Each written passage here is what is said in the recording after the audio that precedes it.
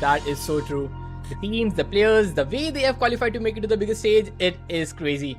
We had the regional qualifiers in क्या double आ रही है हाँ तो वीमिक्स म्यूट कर लियो मैं अरे वो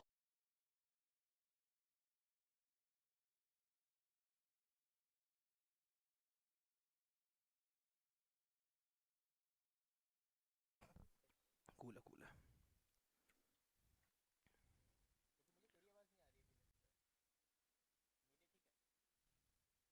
कूल है तूने म्यूट कर दिया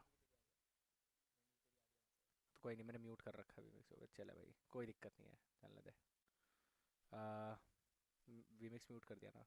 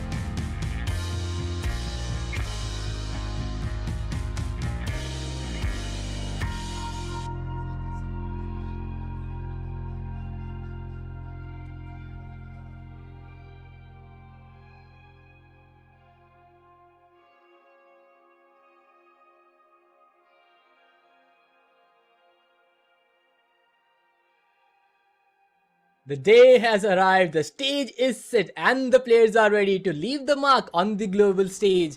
It is time for the biggest eFootball platform. It is FIFA eWorld Cup regional qualifiers. I'm your host, your Spiders. We will be talking a lot about eFootball and stuff. But before we get into the nitty gritty of things, Saishnu. Saishnu, how did it feel like to be on the biggest stage possible, the FIFA eWorld Cup? Man, oh man, it feels exciting. It feels really thrilling. It's my first experience out here, Spardas, and yes, I'd have Uh-huh. to say it's a very new feeling out to be here on such a grand scale stage, on in such a grand scheme of things out here, right? Because with this, you've got a chance to open up the door of multiple possibilities and maybe a chance to like never look back to what you were doing and entirely focus on here. So I'm really excited to be here, and I really want to Uh-huh. see what all the players have gotten for us. Like we are talking about players, so we do know there are players who have made it from the qualifier stage within the country. It was not a direct invite only basis. These players who are playing on the stage tonight, they have qualified their way through it. We have total of 4 players kept coming in. We will talking about them when we see the graphic on the stuff. But the 2 players that I know are Ibrahim and Chinmay. And yeah, there we have it. Ibrahim and Chinmay, these 2 lads, they have played it last year as well. They have the first-hand experience to play on the LAN. But the 2 new boys, Abhi and Mahi, they were the runner-ups of the Indian qualifiers and they have made it to the Indian Tiger squad. That's the one of the big things, right? A couple of players here who've been here on the previous years as well. They've got the experience and they know what it feels like to be here. But then there are some new lads who are here, ready to make their name, ready to get in, wear some new shoes and showcase what they've got. I want to see what this entire roster has got in its backpack, right? Because we know that last year, yes, there were some hiccups out here for India, but this time around, we've got a very solid chance to be up in Yes. top. Well, the stage is kind of something that reminds me of players just practicing in their home ground at this point. Because Yeah. Chinmay and Ibrahim, when they can go to the global stage, play a LAN against their opponents, so the online qualifiers should be an easy cakewalk for both these players. And keeping in mind that they have to go through a group stage of matches. The qualifiers of the Asia and Oceanic region are divided into 2 groups, Group A and B. And as same India, we are placed into Group A with Malaysia, Thailand, Myanmar, Macau, Bhutan, Guam, and Brunei, Darussalam. And between these 8 teams, a round robin format will be played. That means every country will play against each other for a minimum of 2 matches. That's the best part about it, right? It's not like one and done game. You've got multiple chances. So that also brings in the conversation where you play the first game, you realize what the other side is trying to do, and then on the next day you are ready to bring in some counter strategies. And I really love this kind of format because you talk about the chances, you've got n number of them. You talk about the strategies, you've got n number of them, and then you've got literally the best 4 up on top. The top 4 will eventually move forward as well, and that's going to be from both the groups individually. Yes, and that top 4 is what we are eyeing out as well. That Yeah. top 4 mark is what we need to go to the playoffs. Because in that playoffs journey, if you come close to the top 4 region, only then you will be able to go to the global stage. So that will be a long shot. But today we need to focus that the minimum of 7 matches that we are going to play, we win at least 60 to 70% of them to make it to the top 4. Because ending that group stage and on a higher note is what we expect from Team India tonight. Yeah, that's the thing, right? Last year, yes, we remember that there were things that did not go really in our favor, but this time we've got a good opportunity. You mentioned about all of the matches that we have to play today. We've got all of them, to be honest, right? You mentioned that there's going to be one team playing against the other for twice, one today and one the other time. So it's Yes. a big chance for India to, as you said, win out around 60% of the matches. That's the ideal case scenario. I'd really want them to Uh-huh. win all of the matches, man. Come on, dominate through the group stages. Well, we love to see them, and we know the potential of these players, especially Ibrahim. Like the way this lad played on the last year LAN venue, we Yeah, saw the confidence he has. We saw the attacking province he has in his game, and also keeping in mind that this is a 2v2 format on the console. So a exactly. 2v2 is something which requires a lot of synergy.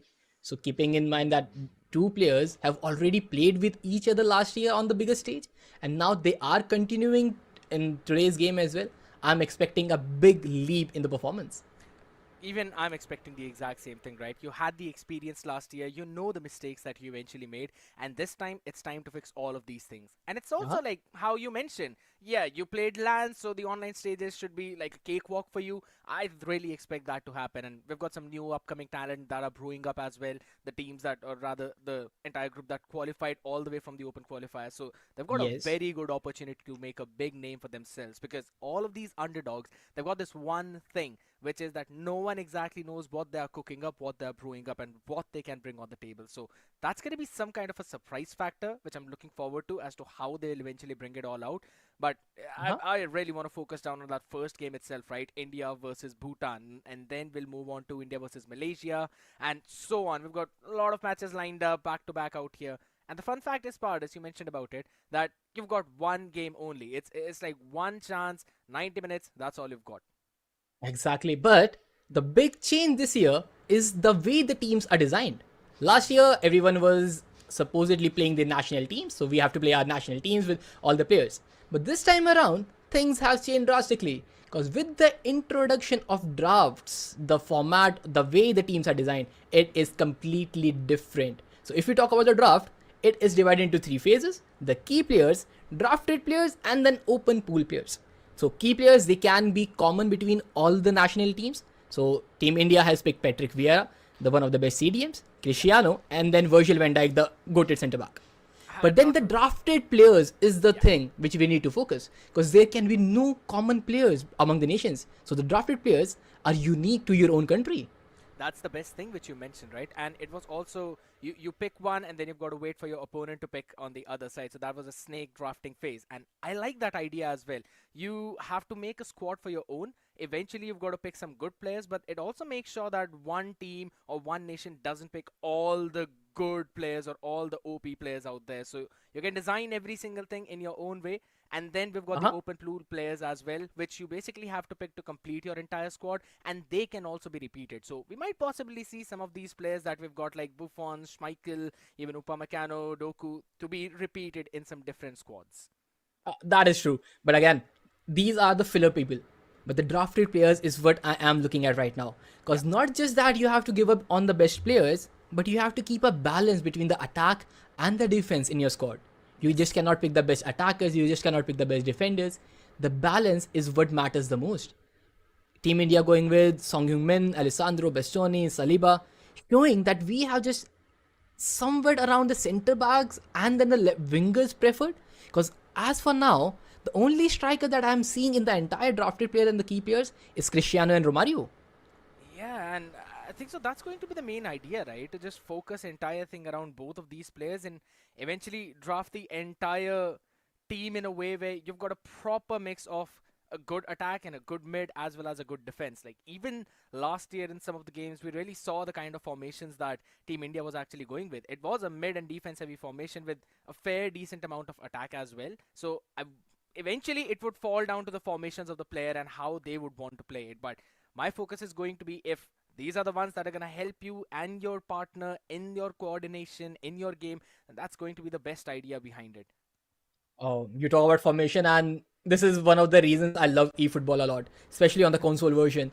Yeah. The amount of flexibility you have in the way you want to play the game is so nice to witness. Yeah. You can actually set up three strikers, three center mids, and then go for three CBs if you want, and it is an endless number of possibilities. But now, if we True. look at the first opponent, Team Bhutan, they have kind of the similar players, Cristiano Ronaldo on their side, Patrick Vieira, but we went with a Virgil van Dijk pick. They went with Frank Rijkaard, one of the best CMs, a box-to-box CMs. But the drafted players, I'm kind of loving the pick they have, cause Francisco Totti, Romero, Eden Hazard, they are going with some crazy veterans. Yeah, you've also got Roberto Carlos in the mix as well, right? And just to add in a few new things, you've got Manuel Akanji, the man who plays in City as well out there. You've got Pedri too. So I like the idea of what they're going with. They've also got some pretty power back picks, right? And then to fill up the entire space, you've again got the open pool players. I think so. Buffon and Michael again being the common goalkeepers out for both of these teams. That's going to be Yep. something I'm really looking forward to as to how they're going to be filling up all of that spaces, right? I want to see how many common players there are going to be because that would kind of show what kind of idea you are running into the game? Well, at this point, all I'm witnessing is just CR7 and Patrick Vieira being the main key players between both the teams. Because other than that, the playing 11 looks quite different, and that is a good sign. Yeah. Because this is the reason the draft was introduced this year. Because with drafts, the uniqueness of the squad building comes into the play. The play style is what you need to make alongside with the team pick you are getting. If you are going for a 4-3-3, you need a striker, 2 wingers, triple CMs. But if you want to change in-game to a 4-4-2, you need to make sure that you have drafted sufficient players to support that formation as well. So all the tactical analysis of the players will definitely come into play today. I absolutely agree because let's be honest. We know that this is a very tactical game out here. You really have to outthink your opponent if you want to have a chance into winning that game itself. It's like a game of chess going back and forth out here. So I like the idea of this entire drafted player pool. You've got differences, you've got some similar ideas as well. Eventually you can bring it all down into game itself. And I love the point which you mentioned too. Like if there are some teams who like to play with the 4-4-3 formation, maybe there are some teams who would want to play wing heavy, who likes to make runs from those sides. So they're going to draft the players which eventually showcase the same thing, or at least it kind of resonates with the same idea. So that's a pretty solid thing out here. But my focus will be again on this entire game itself. India taking on Bhutan. I mean, let's be honest, I know it will be a pretty difficult matchup, but I think so India have actually got a pretty decent chance to close it out. Well, speaking of experience, I'm guessing that Chinmay and Ibrahim will have an easy run today. Because I've seen these lads play on the bigger stages. Yep. We defeated Team England in a clean sweep. There was like no way we are in an underconfident manner. Yeah. But all in all, you can never underestimate your opponent.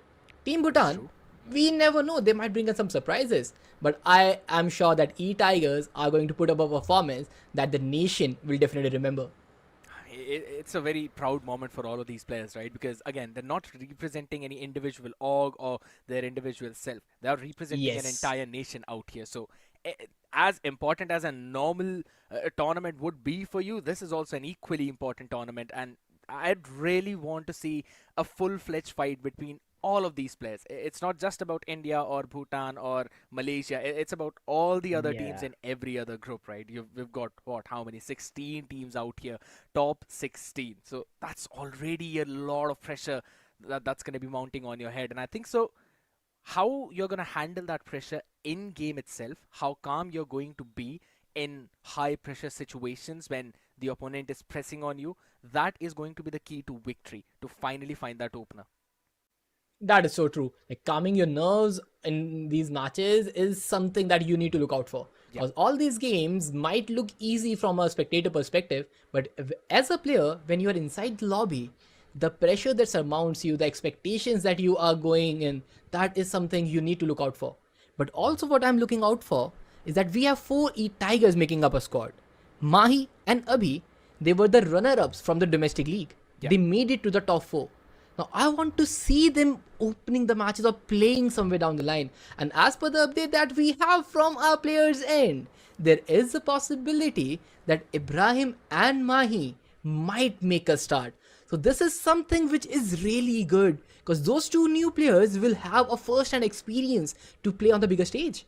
Surprise factor as well, and eventually if they'll be starting today itself, then you'll have your experienced players to play tomorrow too. So even in a high pressure situations, you're going to have an opportunity to eventually bring yourself back. So I really like that idea, and I want to see how Mahi and Ibrahim are going to play because, as you mentioned, qualified from the open qualifiers, yes, were the runner-ups as well of them.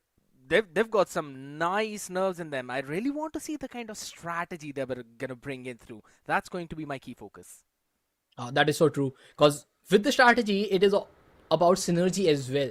Because what you are trying to implement into the game, the pairing in the co-op mode completely depends on the mindset of both the players. If one player is very attack oriented, the other player is in a defense centric mindset, the synergy in a co-op will not look that to that class. But when you have 2 similar thinking players, the things might go in your favor. And that is what I'm expecting from eTigers. Because if they have made a pair with the similar understandings, with Chinmay or Abhi playing together, Mahi and Ibrahim playing together, a 2v2 scenario, things might look very much in our favor. I really, it's again a bit of an experience being brought in as well by Ibrahim, because he's been a part of the entire lineup since last year, November 2024, maybe even before that. He's got a lot of experience that he can eventually Uh-huh. bring on the table. So you've got an experienced player coming in with a person who's stepping in as the new rookie out here, and I think so that combo could really work out well. But it's a double-edged sword out here, I'll have to say. It can Yes. work out well, or the pressure can actually ruin the coordination between both of these players. So it's going to be one of the two things, and I hope it's the former rather than the latter. Well, the pressure is the main thing that needs to be concerned, because all these players, the first thing that comes to your mind is not the skill, is not how you Yeah, play the game, but how you handle the pressure. Because in true. all these scenarios, the ability to make a comeback, the ability to score a goal is all about dealing with the surmounting pressure on your shoulders. Because we True. all know that making to the top four is what we are eyeing out right now in the group stages.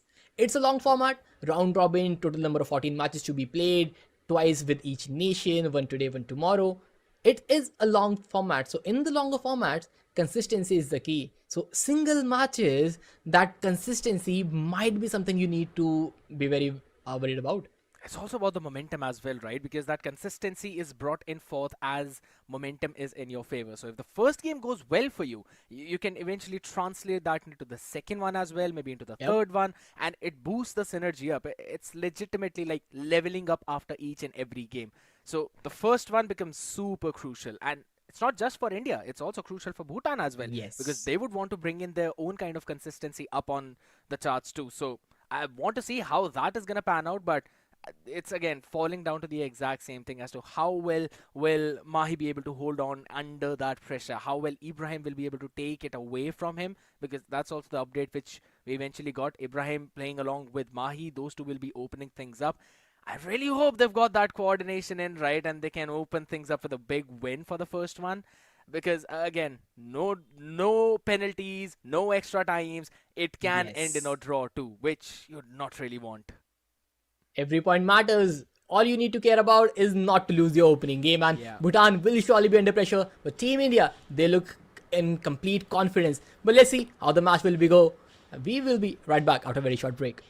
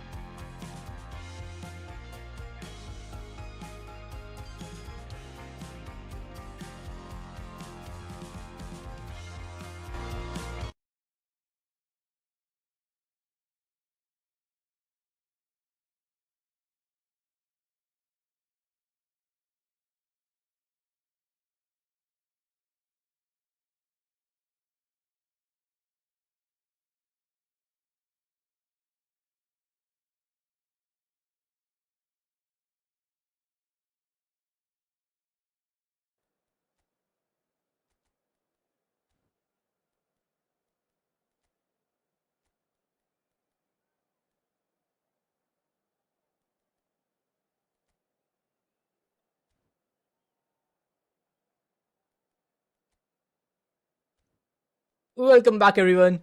So, the players are ready and the formational changes are here on our screens, and this is something I love to talk about a lot. This is the tactical perspective of the game, and we saw a very different strategy. And Saishnu, this is something we were talking about yesterday. Yeah. You can change a right back to a center back. So, the 3CB thing, that is something which we see a lot of players do. Team India has opted for a very similar style. We are going in for a 4-3-3 rather, and with a 3CB on the backside. We have Saliba, Virgil van Dijk on the back lines, and we have just one left back making that overlapping run, and with a center striking force of CR7. I absolutely like that. You mentioned about the center starting fold of CR7 as well out here. Again, 3 people out in front. You've also got the left wing forward as well to try and create some of those runs. I like the idea that they're also going with. But you mentioned about the 3 centre back strategy as well. Tripling down out there in that central defense. It's going to be fun to watch as to how Bhutan will try to break in through this kind of strategy, right? It does leave room open for the left wing of Bhutan to kind of make those runs and then send the ball inside. But again, if in case the things are right, you've got extra members out there, you should be able to steal it all away while it's already being made in through. But it's all going to fall down as to how things are going to work out in game itself, right? All the strategies being set up. It's going to be a fun match. Well, from the sneak peek I'm getting on the play field, yeah, that is a 5 back that Bhutan are running right now. That's a 5-4-1 they are going in with. So they are going with the very defensive structure already. And Team India, they kick the ball from left to right. A long through pass, but will be collected from the right wing back. But now the thing is, the Team India can have a lot of possession, but we are going for a quick counter attack already, but the possession is lost down mid. Oh, sends it all the way through. Does not really get it. That one centre back still stopping the ball out here. That's a pretty solid defense coming in, and now eventually changing it all the way up. Now here's the thing, right? In order to break through the defense of India, you need to have a pretty decent amount of attack or a solid attack. Hold on, we'll talk about that in a second though. An opportunity, sends it out with a header, but does not connect it well. But the possession still kept with India. But they are trying to dribble inside the box, but Team Bhutan, they knew what Team India is capable of. The eTigers, they are on brute attack, but the amount of people that Bhutan has inside the box is making life difficult, but a through pass is yet again intercepted. Bhutan, with a 9 players defending the ball, is making the life bit harder for our eTigers. Count the 10th one as well for the keeper, so it's going to be problematic too to try and break through this. Maybe through a counter attack you could eventually bring things back up in your favor. Here's this one thing, right? Bhutan is waiting for India to make one mistake, just one small mistake. Eventually they're going to send the ball through, and maybe their attacker can take it all away, send it all through, shoot a goal. But if that's not going to be the case, I think so India will eventually get a chance out in the defense. But that is so true. But also, I just want to see how we are going to keep the possession, because right now we are going for a long through balls a lot, just running down the wing, but a miscalculated pass there. He anticipated a right winger to make an overlapping run, but that was not the case. But at this point, Team Bhutan, if you look at the players, they are not going to attack. They have 5 to 7 players just sitting behind the back line. And Team India, they can enjoy a lot more possession with the squad build-up that we are running right now. And now again, Team India just holding on to the ball. Patrick Vieira trying to dribble inside, and the pressure, there's nothing to worry about. But now a fake pass inside the box. A cutback might be on the way, but a little too heavy on the line. A goal kick given away. An almost good chance created out there. But this is what I was mentioning, and I wanted to type as well. Yeah, all right. A deflected pass out here. Bring it back into the possession of India. Got an opportunity. Tries to shoot over, but right at the edge of the box. It's just not enough. The goalkeeper reaches it at the last second. Almost there. Nico Williams with a cutback. He is making on himself. That is so beautiful to witness. The skills as Team India is using is so proper, I would say, and the timing is so phenomenal as well. But at the same time, the space inside the box is what we need at this point, and Team Bhutan is not giving us an inch. That's a big thing, right? And that's where we're going to see finally a few changes being brought in. Maybe it's from the side of Bhutan out there. But I think so, as I said, we'll eventually get the opportunity out here for as long as we can keep the possession of the ball in mid. Bhutan will have to send some players outside of their box line, maybe a bit more forward towards the mid to try and steal it all away, and then we will get those opportunities to send the ball in by making a run out there. And I think so that's going to be the main key for India. I wanted to see that adaptation early on, and we've eventually got that. A pass, not that good, stolen away. India, they've got another chance out here right now. Ball did not really go through over towards that left winger. But it's absolutely fine. We've still got it all the way back in. Sends it down in the center. Stolen away from the other side. And it seems like we're playing a game of volleyball as well, side by side. Hold on. Another chance outside of the box. Sends it all the way away towards that left wing. Tries to send in. Defensively stolen. But Team India, we are just stealing the possession right on their edge. And Team Bhutan, they are just hoping to get a through ball with a long L1 triangle passes, just lobbing it up in the air, asking their striker to just win the header, keep the ball down. But that's how they want to attack. But I'm pretty sure Team India is very aware of that. That's why we have 3 centre backs defending our back lines and everybody else in the attack. A good cross, but Buffon there to make a save. Another chance goes begging. And you can't really get the ball through this Italian keeper out here, Buffon. Always been one of the legends out. India, they'll have another chance with this cross. If it's well placed, well-timed shot, header, 50-50 out here, tries to send it in. But doesn't really matter. It's going to go all the way for the goal kick again, or rather for the corner. That was such a nice opportunity. Corner taken quickly, running inside the box, but Nico Williams, he has been just shoved with the shoulder, pushing him out. A goal kick, a long pass again, but Team India, they just need to make sure that they just win the headers. That's all they need to do in their defensive half right now. Because Team Bhutan, all they are doing is just lobbing the ball up in the air and asking their forwards to get the ball inside the box, but this is the first time threat. A good cross and almost the header scored by CR7 there. A good save from Schmeichel. But now a corner given away. But a clearance just coming right on the edge of it. Yeah. But now a counter attack unleashed. There's an opportunity out here. Sends it all the way back in though, but it's going to be a foul. It was such a nice run, man, out there. This could have been that counter-attacking opportunity which I was talking about too. As much as Bhutan wants to go for those counter-attacks, India also really like to do that. And I love the adjustment from Bhutan this time. Hold on. Wait, was that a red card being taken up by Bhutan? They're going to be down to 10 man now. Yes, and we are taking advantage of it as well. A short free kick taken away, edge of the box, and Romario, he is not missing from there. A finesse to the left top corner. Romario opening the deadlock, and eTigers, they take the lead. Bhutan, they were already struggling with the possession, conceded a red card, and Team India made no mistake to capitalize on that free kick. Romario just sending the ball home. Left foot, finesse, top corner. A thing of beauty, and Team India, we lead 1-0. That was such a nice, I would have to steal coming back in on the back of that one deflection which you mentioned. And it was a perfectly placed and timed shot by Romario. And again, I really thought that because of that foul, since there was a counter-attacking opportunity for India, I thought it's going to be a bare minimum yellow card. I was not really expecting a red out there.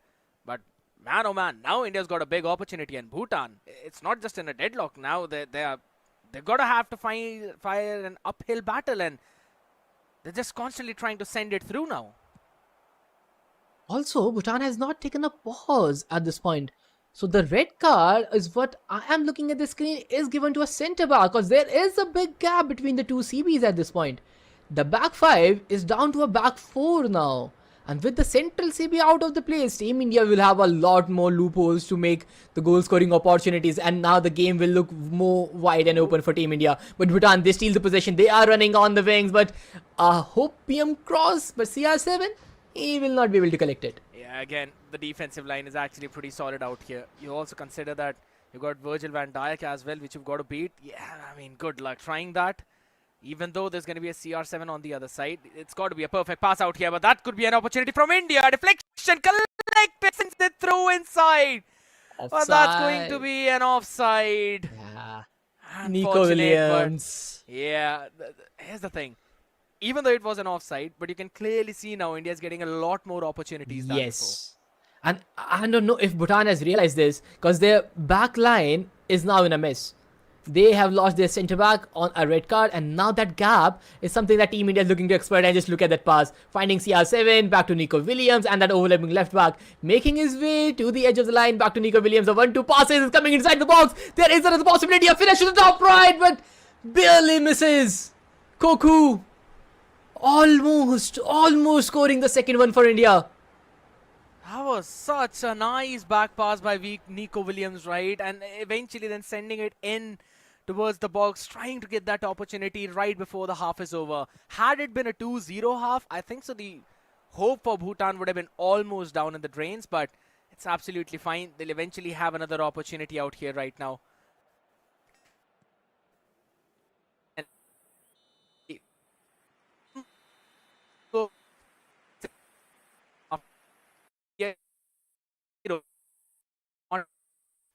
That is so true. We have a lot more chances. We have a lot more possession. Somewhere around 65, I'm guessing at this point. Yeah, 60 to 40. We are dominating in possession. We are dominating in passes, successful passes, corners, interceptions. Yeah. Every stat on paper is favoring Team India. Just look at the number of shots. 6-0. Exactly. But at the same time, we have just converted one. Out of all the 6 chances we have created, we have converted only a single goal till now. And in football, we all know one goal is never enough. I agree. I mean, even when we're on a 2-0 scenario, right, I always think that it's just one goal away from almost being on the verge of making a comeback, because one goal on the other side, now they've got the momentum and they've also got that new fire and opportunity at all right. We can eventually close the entire gap out. One more goal is just needed, one more proper attack, good attack, and that is what Bhutan would be focusing on right now. Just one good opportunity. I would want to see the changes they would have eventually made, because the gap still exists, which you mentioned right now, and India is trying to exploit that. But finally, Bhutan, they're going to be going on a bit too aggressive note. They have to go, to be honest, at this point. But I'm loving this build-up from Team India. 1-2 passes off to the left back, making an overlapping run now. Just keeping the possession with himself. A heel flick to Nico Williams, but Nico was not able to read that. Some miscommunication between the eTigers. A heel back heel pass could have made things different. But now Bhutan on the counter. They have made some changes to their tactical end as well. They're trying to keep a ball a lot more. But the thing is, with Virgil van Dijk breathing on your shoulder, you just cannot keep the possession for long enough. That's one big point out here. It tries to send it all the way out towards the box as well, but not really enough now. Bhutan with a chance to make this counter attack. Eventually tackled a perfect interception out here, stopping the build-up play. And now India have got another chance, another opportunity. But look at the amount of players that Bhutan still have out. 8 players in the defense. That does mean that there's going to be one out there on the attack as well. It's going to be stopped. Petri. There was a offside foul committed there. But never mind, that is something that Team India is not looking out right now. But another lobbed pass. So Team Bhutan, all their strategy right now is going in the hopium manner. Just lob the ball ahead, hope that CR7 is there. But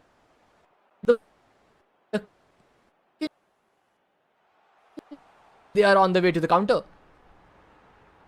And the shot taken from CR7 almost there, but just off target. Or rather, it was a save from Schmeichel. That's something I need to witness again. And yeah, Schmeichel making good save there. A good save. A corner conceded, but just making sure that they keep the corner in check. Because now CR7, he is becoming a threat slowly and steadily. I mean, you always had that CR7 problem of how you're going to stop him from winning all of those headers out here, right? And that's something India will have to work with right now. But eventually, that's a pretty nice through being sent out in the forward. There's a gap in the mid, though, but no way to send the pass towards him. Eventually stolen away from the other side. Bhutan will now send it all the way forward. Another pass out here, lob through. CR7 running it all the way back. Will have to stop, tries to cut it in. The tackle is perfect, stopping the shot in from scoring the equalizer. Saliba just putting in a shift right there, chasing all the way, making a slight tackle at the very right movement. And now Team India, they have the possession, but not for long enough. India, they need to make sure that they capitalize on the chances they are making, because Team Bhutan, they are knocking on the door. And with just 1 goal scored, the things are not in our control at this point. Yeah, you can clearly see the possession shifted. Now it's going to be a chance for CR7. Schmeichel moves up forward. collects the ball in its way. Had that gone in a little bit wide, yeah, that would have been it. Maybe a through chance right now being created, but India decides to play it defensively, sends it all the way in the center. Lucky being sent out there, but it was probably an offside again. Ah, small passing errors there. This chance could have been something different. You could have just called the play a shot, pass it to Snyder, then to Koku.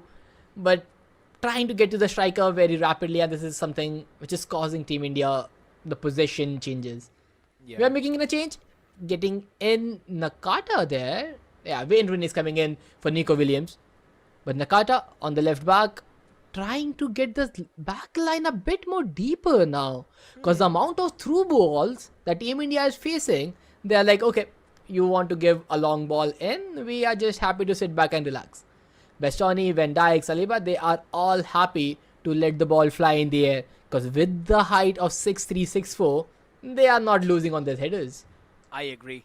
This also means now Bhutan will eventually get some more opportunities to take the ball in a little bit closer towards the entire box, and that would mean that one tackle might actually become pretty crucial to try and steal things away from the other side. So you've got to get those tackles up on point right. And that is if, and I'm anticipating, if Bhutan is reading into this and they understand after watching the game and the position of the players that this defense line is a bit more deeper just to stop from Ronaldo to receive those crosses.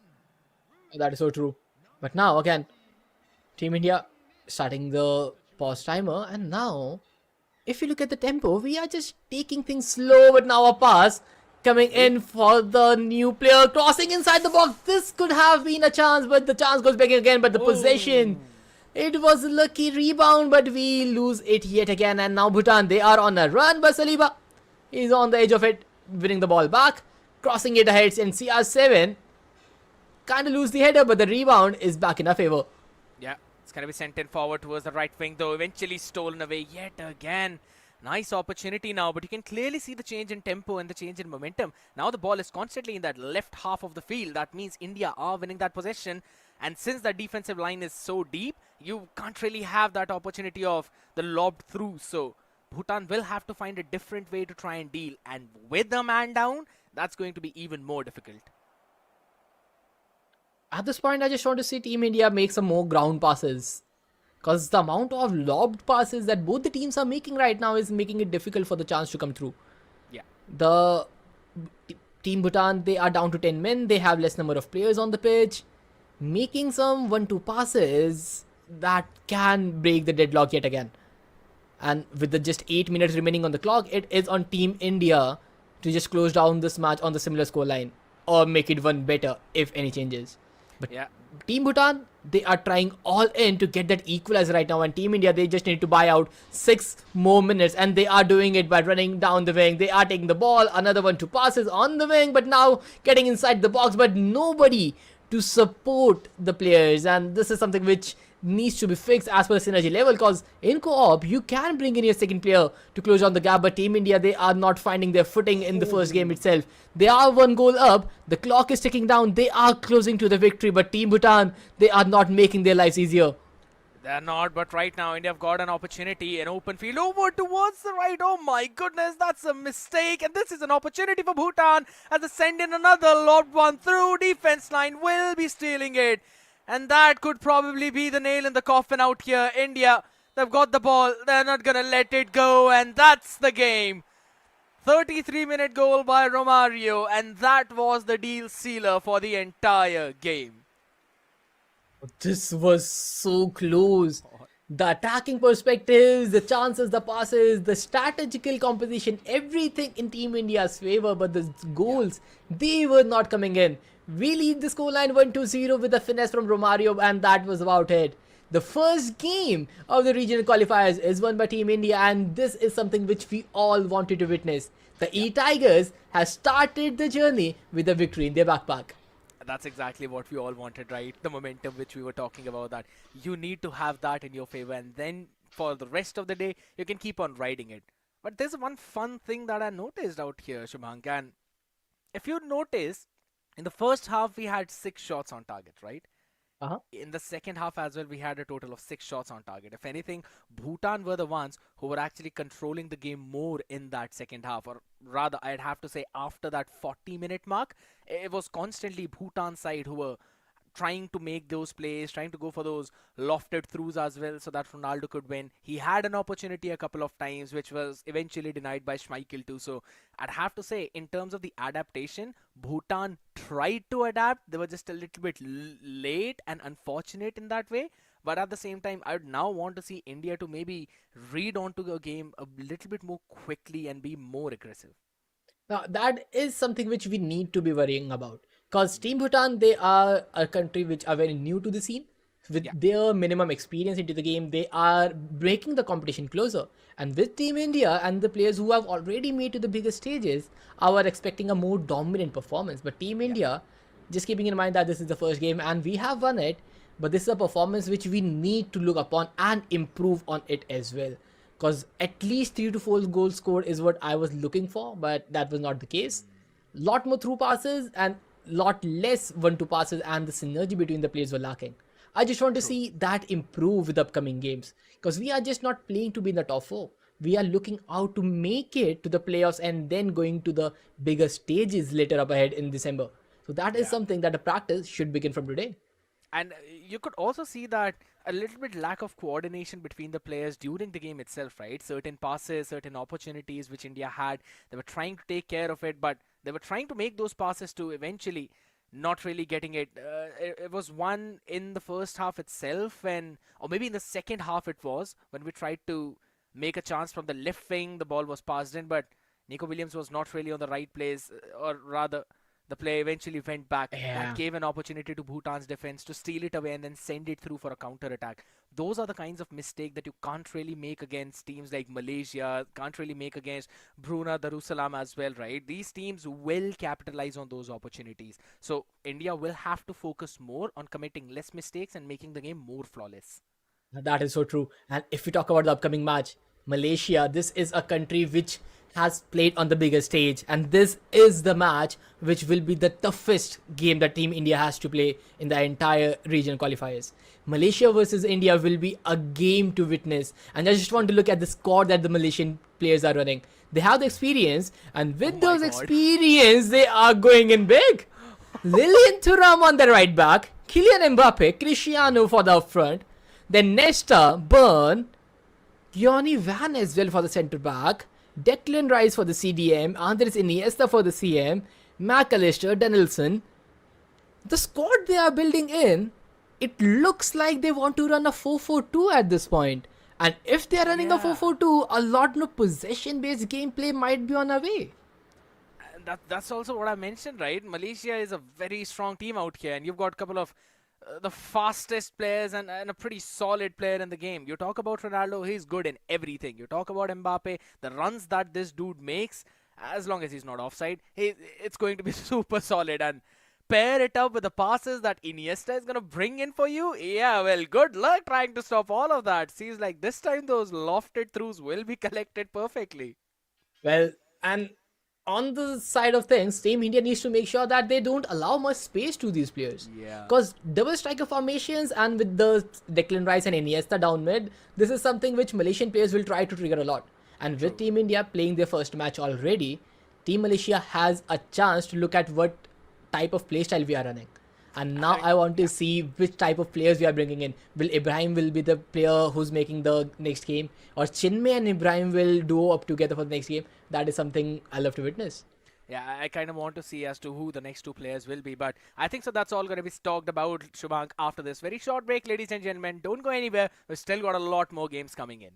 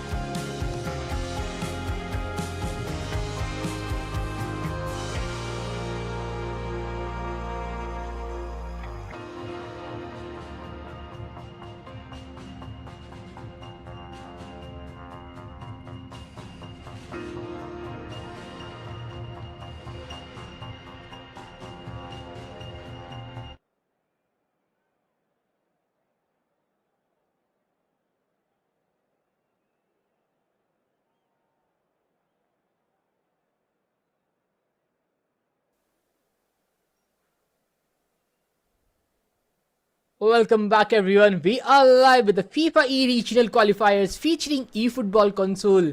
Team India won their first match against Bhutan 1-0 and Team Malaysia also end up winning their game against Brunei Darussalam.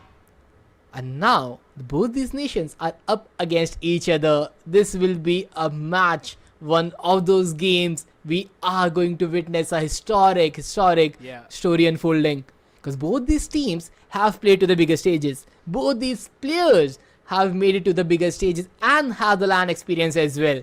When they come against each other, it will be a thing of beauty. It's going to be super fun to see as to what kind of formations both of them are going through, right? We had a sneak peek of what Malaysia is looking like, and I believe it's more of a 4-1-2-1-2. And they've also pushed Kaka all the way towards the right? So he'd be making more of those runs from the wing. And if you really look at what India is really going with, it's more like 4-2-1-3 and the defense line is a bit too thin out here. So Kaka will actually have a lot of room to move around those wings. This is a complete different style that Team India is trying to run right now. A DMF, CMF and an AMF, triple center mids, one for the completely defensive line, just covering up for the overlapping left back, one center mid from box to box, neither to be the man on the attacking pressure. But Team Malaysia, I just want to look how they are structured. I want to look how they are playing this game.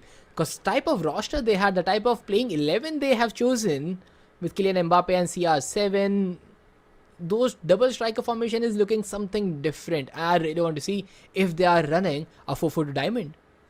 Yeah, it's actually that only. Where I said Kaka was going to be a bit wide on towards that right wing. So it's going to be difficult to deal with it. It's the same diamond formation which you've talked about, Spartans. So I don't know if India would be able to break through that, considering we're playing either ways heavy in the mid out here. As the ball kicks off, it's going to be the Malaysian side to eventually start things off already with a lofted through. Will be taken away. We know that India can deal with it, considering that we played with Bhutan out there. They tried to send it through this time again. Almost making it, but it's fine. It's safe. Yeah, okay. That was a dangerous cross, to be honest. And coming in the first 2 minutes of the game, Malaysia are already knocking on the door. But now Team India, they need to just hold the ball a bit longer. Because, yeah, this is a triangular passing. And this might be a wholesome situation right there. But a good interception there on the left back. But Malaysia stealing the ball again across into the box. But Snyder now there to collect it. And now just lobbing it away. The chance for a counter-attack might go begging. And yes, the ball is out of the bounds. A throw-in conceded. A chance which could have been a counter-attacking possibility for Team India is now a throw-in given away to Malaysia. I have to see as to how India will keep on defending it out here, right? Because if this kind of goes on and on, Malaysia will eventually find a breakthrough. And it's not even going to be late game. I'm probably sure that it's going to be early itself, right? That eventually made was not really collected. India controlling the ball will eventually send it through up and forward, but taken away on the other side. Malaysia, they've got a chance. Almost again. They are knocking on the door. It is barely 10 minutes into the game and Team Malaysia has created 3 crazy chances. And this is something which we need to worry about. Yeah. They are having a lot more possession. They are having a lot more chances. And now a cross drill inside the box. Push Michael there to collect it. And now a chance for the counter-attack, but the possession is given away cheaply yet again. And Malaysia just lobbing the ball inside. Wins the header, a shot taken near post. CR7 almost opening the scoring there. But Schmeichel doing the God's job for Team India. The near post attempt and yet another save. Was already moved a bit towards that right side, man. Schmeichel just saving the day. That was so fortunate right now. You could clearly see the difference coming in. 61% passes completed by Malaysia and only 55 by India. They haven't really been winning those. And now another one being sent in through, but Schmeichel already brought forward. He'll be collecting it without any problems now. The thing is, Malaysia is playing very fast. At this point, India needs to slow the pace down. They need to play it a little bit more slow, cool, calm, collected. That's not really happening. Malaysia said, absolutely no. That's not how we like to play. We like to push it all forward, send it all through. And India are now just trying to make some kind of passes which are not really going through, which are not really recommended in these scenarios. Oh, that is true. Like, we need to hold the ball a little longer. We need to make some ground passes, get the defenders running. But what we are trying is just lob the ball in the air and get a chances. And even Malaysia are attempting the same, but the chance is not being converted. And yet another hopium through pass. All these things are just coming in Team India's way of scoring it. But then, let's see. How will Team India adapt to this scenario? Because Oh, wow. for some reason, the lob through passes are looking the way to go for both the national teams. And every team is attempting just the final ball from the midfielder directly to the attacker with just launching it up in the air and the attacking midfielder winning it there, keeping it on the plate for the striker to take a shot home. But all in all these chances are 50-50 opportunities and not a clear-cut chance for any of the sides. Another big difference that I've seen between both Malaysian and Indian lob throughs out here right now is that Malaysians are giving that through ball while they are in India's half. And Indians are trying to achieve the exact same thing while they're in their own half as well. Like, we're not even pushing the ball through the mid. Out here, again, look at that. Finally sent the pass in. I absolutely love it. You've got some opportunity to make some room out here. But again, the Malaysian defensive line, it's a bit too far forward out. Perfect pass sent in through. A chance for India. Sends it back. Cut back. Perfect. And India finally opens things up in style. Snyder being the opener with the attacking midfielder. And a lovely cut back into the box. Impeccable. The Dutch centre mid scoring for Team India, making the first goal happen yet again. Team India breaking the deadlock against a run of pace. Malaysia, they were dominant for the entire 20 minutes into the game, and then Team India with one breakthrough across on the edge of box, and then a cutback by CR7 to Wesley Sneijder. Those two players just linking together perfectly. And here, everybody thought that CR7 might take a shot, but that cutback, nobody anticipated that. That run from Sneijder completely unmarked inside the box. Such small details, such small attention to the playmaking scenario, and Team India, they finally break the deadlock yet again, opening things up in their favor. And now, we just want to keep this lead. 22nd minute point. Oh my god, that's an absolute blunder coming in from Malaysia. They've got to steal the ball back in, because if this continues, India would eventually take the lead away. Finally, sending that lofted through yet again over towards that right wing, eventually stolen away, right? And this is the big difference. If you look at what really India did this time around, they kept the ball around on ground a little bit longer and then entirely changed the direction, right? Sent it all the way towards that left wing, which was collected, and then they got the opportunity out there in mid. I think so. That is going to be the way to go out here. The throw-in eventually collected yet again. It's going to be sent back in. India got an opportunity. Following it yet again. Sends it in. A header. Almost converting it. Another chance for India. And now Malaysians are in pressure. Romario, the man who opened things up in the match of Bhutan, tried to double out the lead this time around, but eventually being sent all the way out.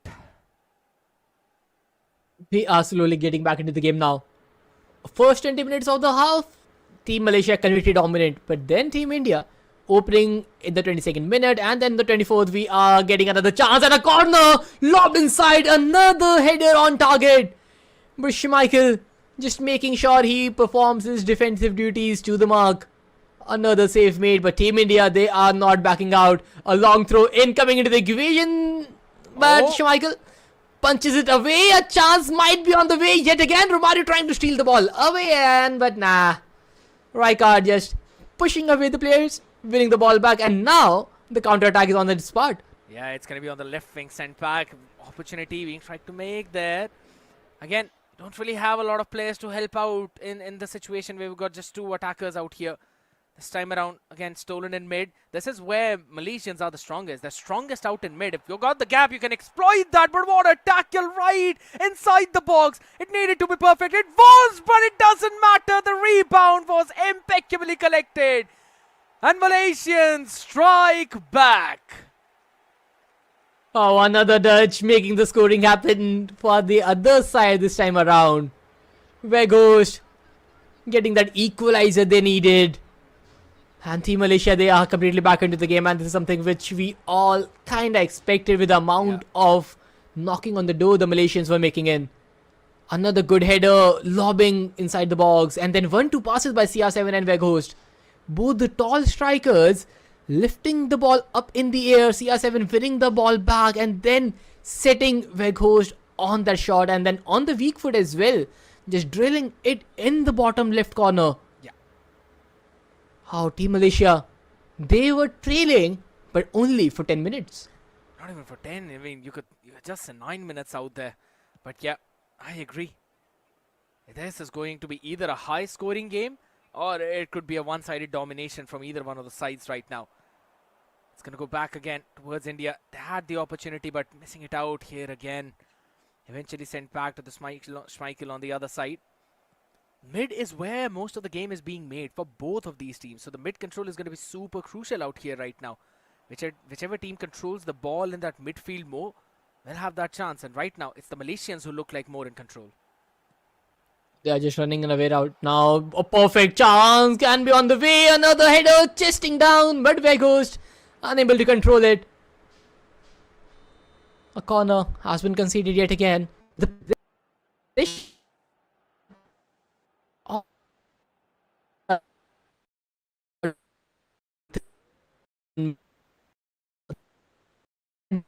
teams have taken good amount of corners, and both these corners have been on target.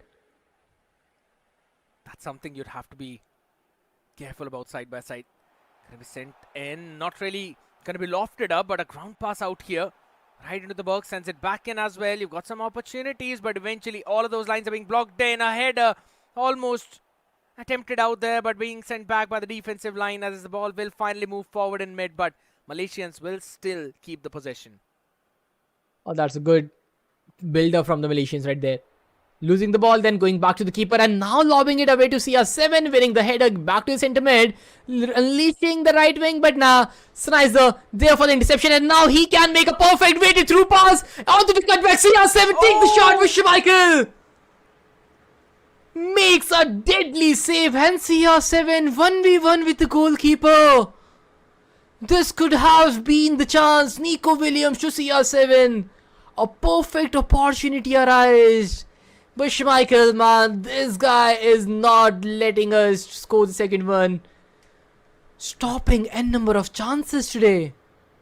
It's the second corner that the Indians will take finally. Malaysians eventually had 4 of those. Not being able to score out there this time. Sends it a bit towards the out, near the edge of the box. Doesn't really make a difference though.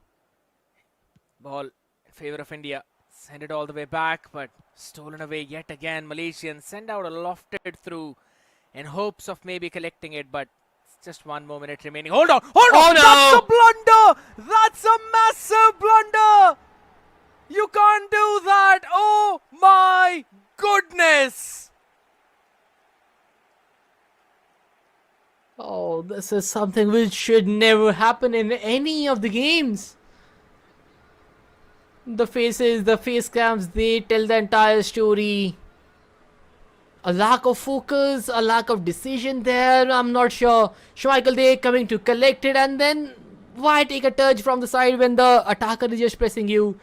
Could have been a pass to the goalkeeper, a clearance from that side. Schmeichel could have been called earlier to collect the ball on the edge of the box, but so much of ifs and buts. But Bastoni losing the ball at the very wrong movement, and CR7, just like a perfect poacher of the game, nails the ball home, and Malaysia, they take an unlikely lead, scored their second one on the brink, on the end of the second half. The half commences. Malaysia 2, India 1. What a massive blunder out here. But at the same time, you can't really take away the fact that the Malaysians were constantly putting that pressure.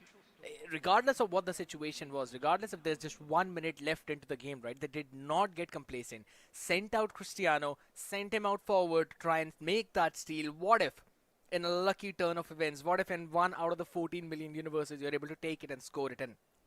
That's exactly what happened. Perfect finishing, and Schmeichel can't do anything when the ball is that up close and personal.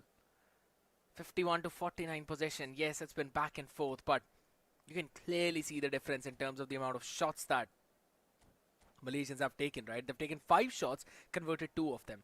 India are still yet to take 1 extra out here with 4 and 1 conversion. There could be a possibility that they make their comeback right now, but this is going to hit on the mental of the players big time. And this is what we were talking about pre-game today.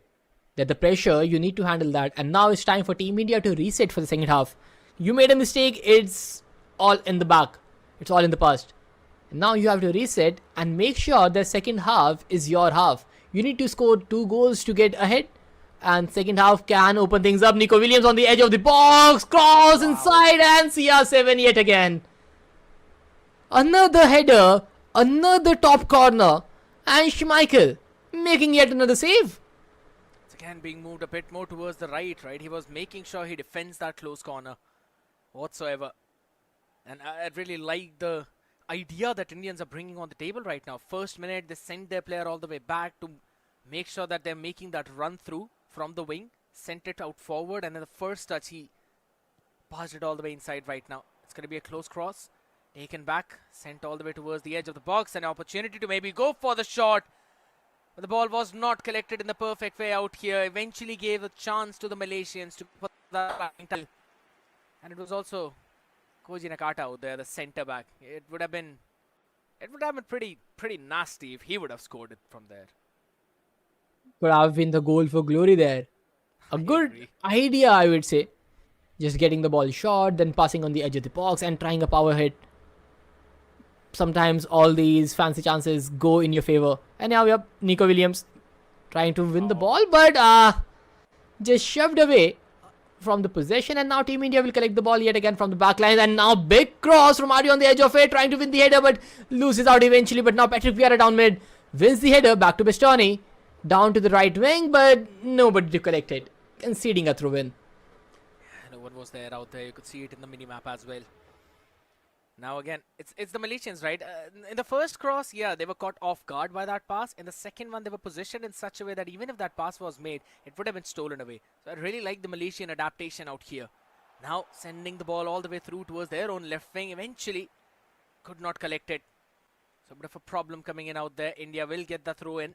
And already sending it all the way down in mid. Tries to make a lucky through. Not the greatest of the greatest pass out there.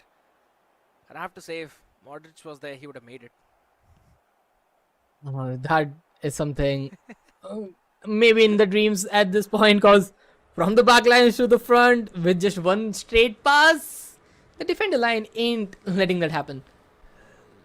But now yet again, another one, another lobbed pass back to CR7, edge to Nico Williams, but another clearance on its way. And now Bastoni to win another header. And now it looks like the players are playing. The floor is lava at this point.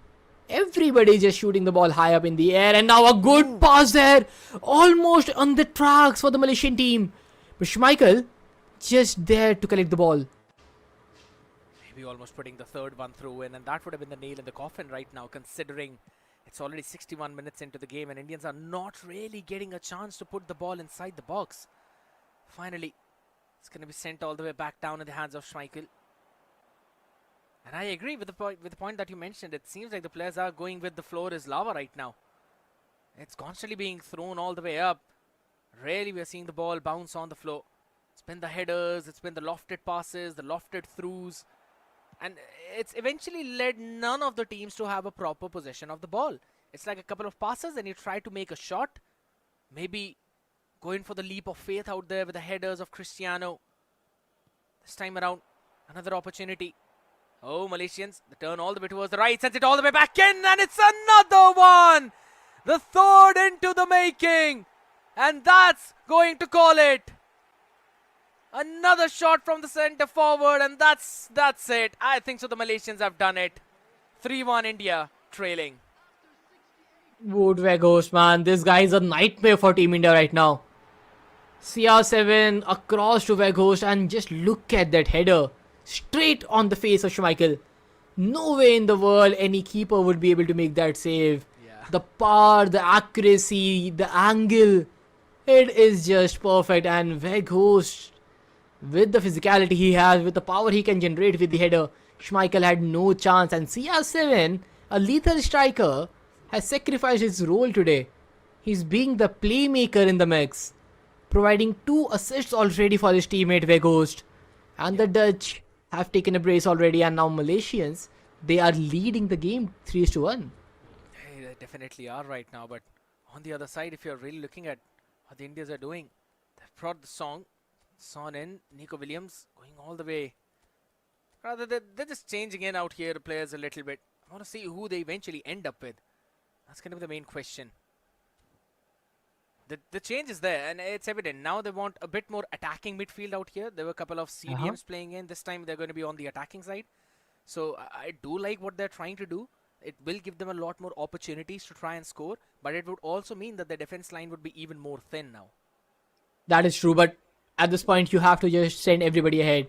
That's why we just have 1 CDM and 2 center attacking midfielders at this point, not even CMs. We are just going in all out at this point. Just head the ball inside the box with 3 strikers running here and there, making a lot more chaos inside the areas. Yes. And this is what Team India needs right now. Because with trailing by 2 goals and just barely 20 minutes remaining for the entire game, you need to make a bigger change.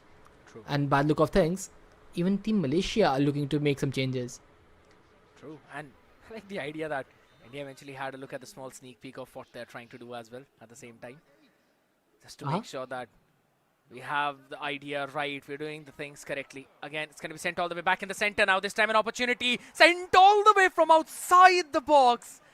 A bit too overzealous, I'd have to say. Maybe by keeping the ball, they could have had another great opportunity, but it's absolutely fine, man. In the first minute, right off the bat, they had the opportunity. They tried to take it. A rocket of a strike from the substitute. True. Joined the game, and his first touch is actually a shot on target, giving India a corner opportunity. And we have been pretty good with the corners. We are sending the headers at least on target at this point. But now, can we do it one more time? A short corner taken to the near post, and another corner has to be brought in. The Malaysian team, the backlines, they know what we are trying to cook, and they are ready to handle it.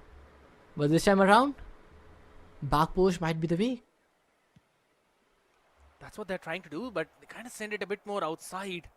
Malaysians, they know that this trick was something that Indians used previously.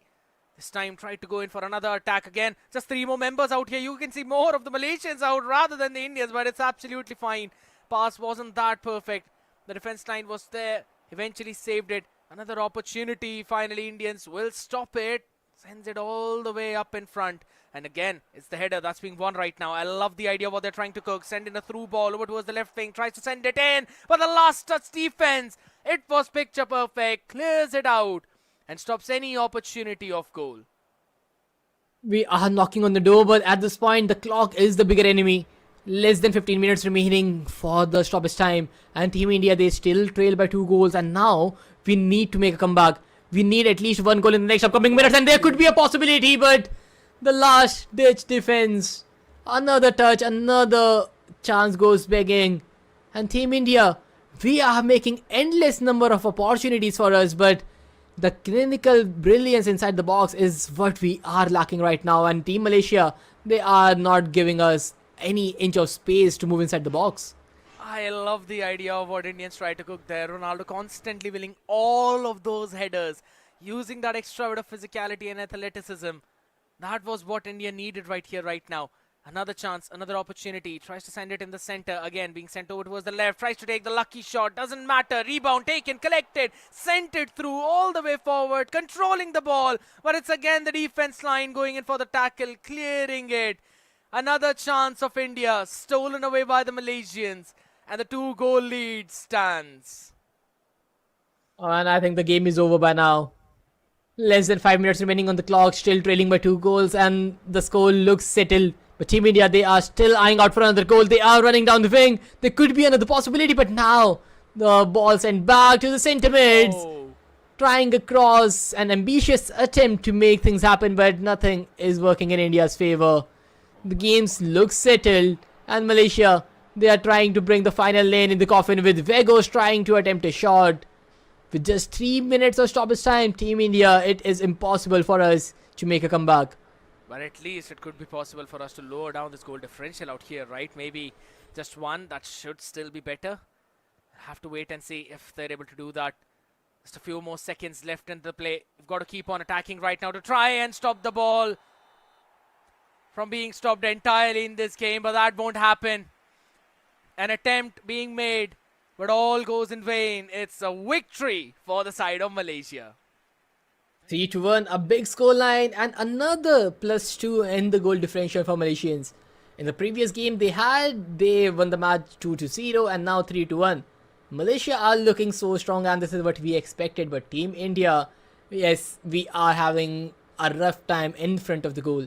We are having a lot more chances when it comes to the numbers. We have taken 8 shots, but out of those 8 shots taken, just converting 1 is something that is a worrying situation. That's one of the big things, right? And I think so India took a lot of time to go on to this offensive way of playing. Like, fair enough, you've got the idea that you want to go for the lofted passes, right? They were constantly trying to do that, but every single time they tried to do it in the first half, you could clearly see the defensive line of Malaysia stealing it all away and then sending it back and trying to repeat their own process of putting their own attackers at success. In the second half, India's made a change. They brought Son in over towards that left wing, right? And they brought Lorenzo Luca in over towards the right one. They kept Ronaldo in the solid center position of the attacking side. And then they kept on giving him the throughs. They kept on lofting the ball to him. He collected every single one of those headers. And that is what made the difference. And that's why we could see more of those shots being taken. I think so if that was brought in a little bit earlier, there would have been a great chance for India to maybe make this comeback. That could have been a possibility, especially those chances where Schmeichel was not in a way. Like, you understand a rare miss or some straight to the keeper's hand shots, but making the stop right Superman saves is what hurt Team India a lot. But now, it is all in the past. Played 2 matches, won the first one, lost the second, but hey, we still have a lot more games to come, and now the next game is against Brunei, Darussalam. And that team has played both the matches and lost both of them. They are not going through a good form. And for Team India, this is the perfect opportunity to capitalize. It's going to be a big one right now. You've got to win all the games that are against the teams who are below you. Yes, that's Brunei, Darussalam, as well as Guam. But at the same time, you've got to make sure that you also win your matches that will be against Myanmar, Macau and Thailand as well. You can't really waste any of those opportunities, because if you focus, Macau and Thailand had 2 draws. All right, 1 win, 1 draw. They're more in, or they've got better goal differential than us, at least for now, and they've got a better chance at qualifying. So this match becomes even more crucial for India. That is so true. I just want to see what squad that Brunei are running now.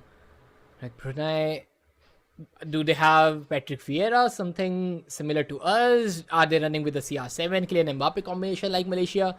Their squad is what I am looking out for. Although they're not going through a good run at this point, but at the very same time, you can never underestimate your opponents, especially when it comes to football, because any team is capable of creating an upset. That is a big possibility out here. I'd really want to see how things will eventually go through in that game itself, because you mentioned about it, and I think so there might be some changes in the lineup that would be happening in for the next game as well, Spartus, right? I know you would want to talk about it a little bit more, because we've kind of seen the players who are coming right now last year as well, and they showcased a lot of potential out here. But before we move over towards that, we're having a look at the squad of Brunei. Wow. The first thing I'm seeing is Ruud Gullit and Patrick Vieira. They are sorting their midfielders with the key players. 2 centre mids, 2 CDMs are the basic for any team, and they have kept Gullit and Vieira for the same. That is crazy, and Virgil van Dijk on the back lines. The defense looked very sharp. And when it comes to the attack, oh my goodness. Lionel Messi, Van Basten and Johan Cruyff is what they are running on the front 3. GG's. I'd have to say it's gonna be pretty difficult to try and stop this kind of entire lineup. Brunei, Darussalam. I like the lineup that they have, but the result in this entire event has not really been doing justice to this entire squad, right? They've also got Luka Modric as well. I can see it all the way in the open pool. Hakimi. So they've got a pretty solid lineup. Their playing 11 is going to be very, very good and solid to eventually score those goals if we're talking about that attack. But it probably comes down to their defense as well. I want to focus down as to how they will play on their defensive lines. Well, and this is something, well, again, it comes down to how prepared they are right now. They have played 2 games and they are not having a good run at this point. Yeah. And this is something which Team India can capitalize on. They have good number of players. They have chosen good key players as well with Patrick Vieira and Ruud Gullit in the centre mids. Every centre mid that is huge is able to make a defensive shift as well is definitely good enough for the team to make sure that the defensive shape is always intact. And with Brunei losing both those matches, it looks like that they are not able to capitalize the player structures that they are running. So Team India, with Ibrahim and Chinmay coming in as a pair for the next match, we have a very fair chance to win it all. That's going to be the big thing, right? And I want to see how India would eventually work around with that one loss, because as you said, it's all about momentum. It's all about how you can let go of what happened back in the previous game itself and focus on what you really want to do out in this one. Looking at the entire mid, the way how we started things against Malaysia was again 2 CDM and 1 center mid. This time things are different. We've kind of got 2 center attacking midfielders, right? And one of them is going to be playing all the way back. So I already am liking this idea from India of playing a little bit more towards the attacking side. And finally that we are making this change happen. This is what I wanted to see. Because at this stage, what we want is more of the attacking eFootball to be displayed by our eTigers. You want to make sure that everybody is able to score reckless number of goals, get that confidence. And because this is just the regional qualifiers. We are facing teams who are making their first time at the bigger appearances. Yeah. And being Team eTigers, you have a responsibility to make sure that you show the world that what you are capable of, and that statement comes from the amount of goals you are able to score in a game. And I want to see them more on the attacking edge of things, scoring 4 to 5 goals a game. That is what I am looking out for, and I hope with Ibrahim and Chinmay coming in as a pair for this game, my hopes are turned into a reality. That's the thing, right? Experienced duo finally being brought back into the game itself, where we'll see them play out here. Here's the fun thing which I've just noticed, right? Pure as well as it's gonna be Hakimi on the defensive lines of Brunei. So I think so they'll have eventually a lot more chances to try and make plays through their wings or maybe run the ball down all the way through. But with the way how we've constantly seen the meta of passing the ball through, lobbing the ball through ahead and hoping that maybe one of your attackers eventually pick it up and create a chance for you. If Brunei are running with the exact same idea, then I don't think so the lineup is going to help them. Yes, especially with Lionel Messi, Johan Cruyff on the front. Yeah. The shorter players on top. So this is something which we need to look out for, because I am hoping a different type of play style at this point now. When I see Cruyff, I see Messi, I see Iniesta in the same squad. All I see is La Masia coming in together to make sure that the ground passes are made into reality in the form of tiki-taka. And let's hope that the tiki-taka does not hurt us in this game. Team India attacking from left to right now. Just collecting the ball, or rather Brunei attacking from the left to right. They have the possession in the red jersey. Already on the edge of the box, crossing inside for Lionel Messi. A bit more ambitious, expecting Messi to win a lobbed header against Virgil van Dijk there. But that's not going to be the case. But now Team India with the possession, making a counter-attack happen. That can be a perfect through pass to CR7. But the weight was a little too heavy. And he was offside at the very same time. Both the chances could have been a perfect start for the eTigers. But the chance goes begging yet again. Yeah, I saw that and I was like, okay, you've got to pass it right now. And they waited for a second longer and I was like, all right, that's going to be an offside. But it's absolutely fine. Still a nice attempt right now. The ball's going to be brought back in. Won through by Indians. Eventually stolen away from the other side. Gullit, he'll eventually send the ball back through to his own team. He's going to be playing over towards the right wing out here. But more ambitious to see that man there. But he can play anywhere, man. It's his field right now. But eventually India trying to make a move. Pass not really good. Blocked and stolen, and now it's a chance for the side of Brunei to maybe take this one home. Eventually through the corner, the tackle is picture perfect and the ball should be collected by India. This is something which I definitely didn't expect. Ruud Gullit on the striker position. Yeah. That is a big surprise. It's not like he has not played as a striker in his career. The Dutch player has played every position possible in a football game, from striker to the centre mid to the centre attacking mid to the CDM to the centre back. He has played is all in his career. But in the pitch of eFootball, the centre mid is his favoured players. But now Hullet, being on the attacking side of things, let's see what he is capable of. But as for now, he's just running behind the ball, and Team India, they are just crossing it left and right, not giving Brunei the possession they needed. And as I say, we are running for a counter-attack. And it's a possibility right now. Over towards the right wing, sends it all the way back in, though. Will eventually be stopped. Nice clearance coming in from Brunei. And you can clearly see the domination coming in. India 62% in that position.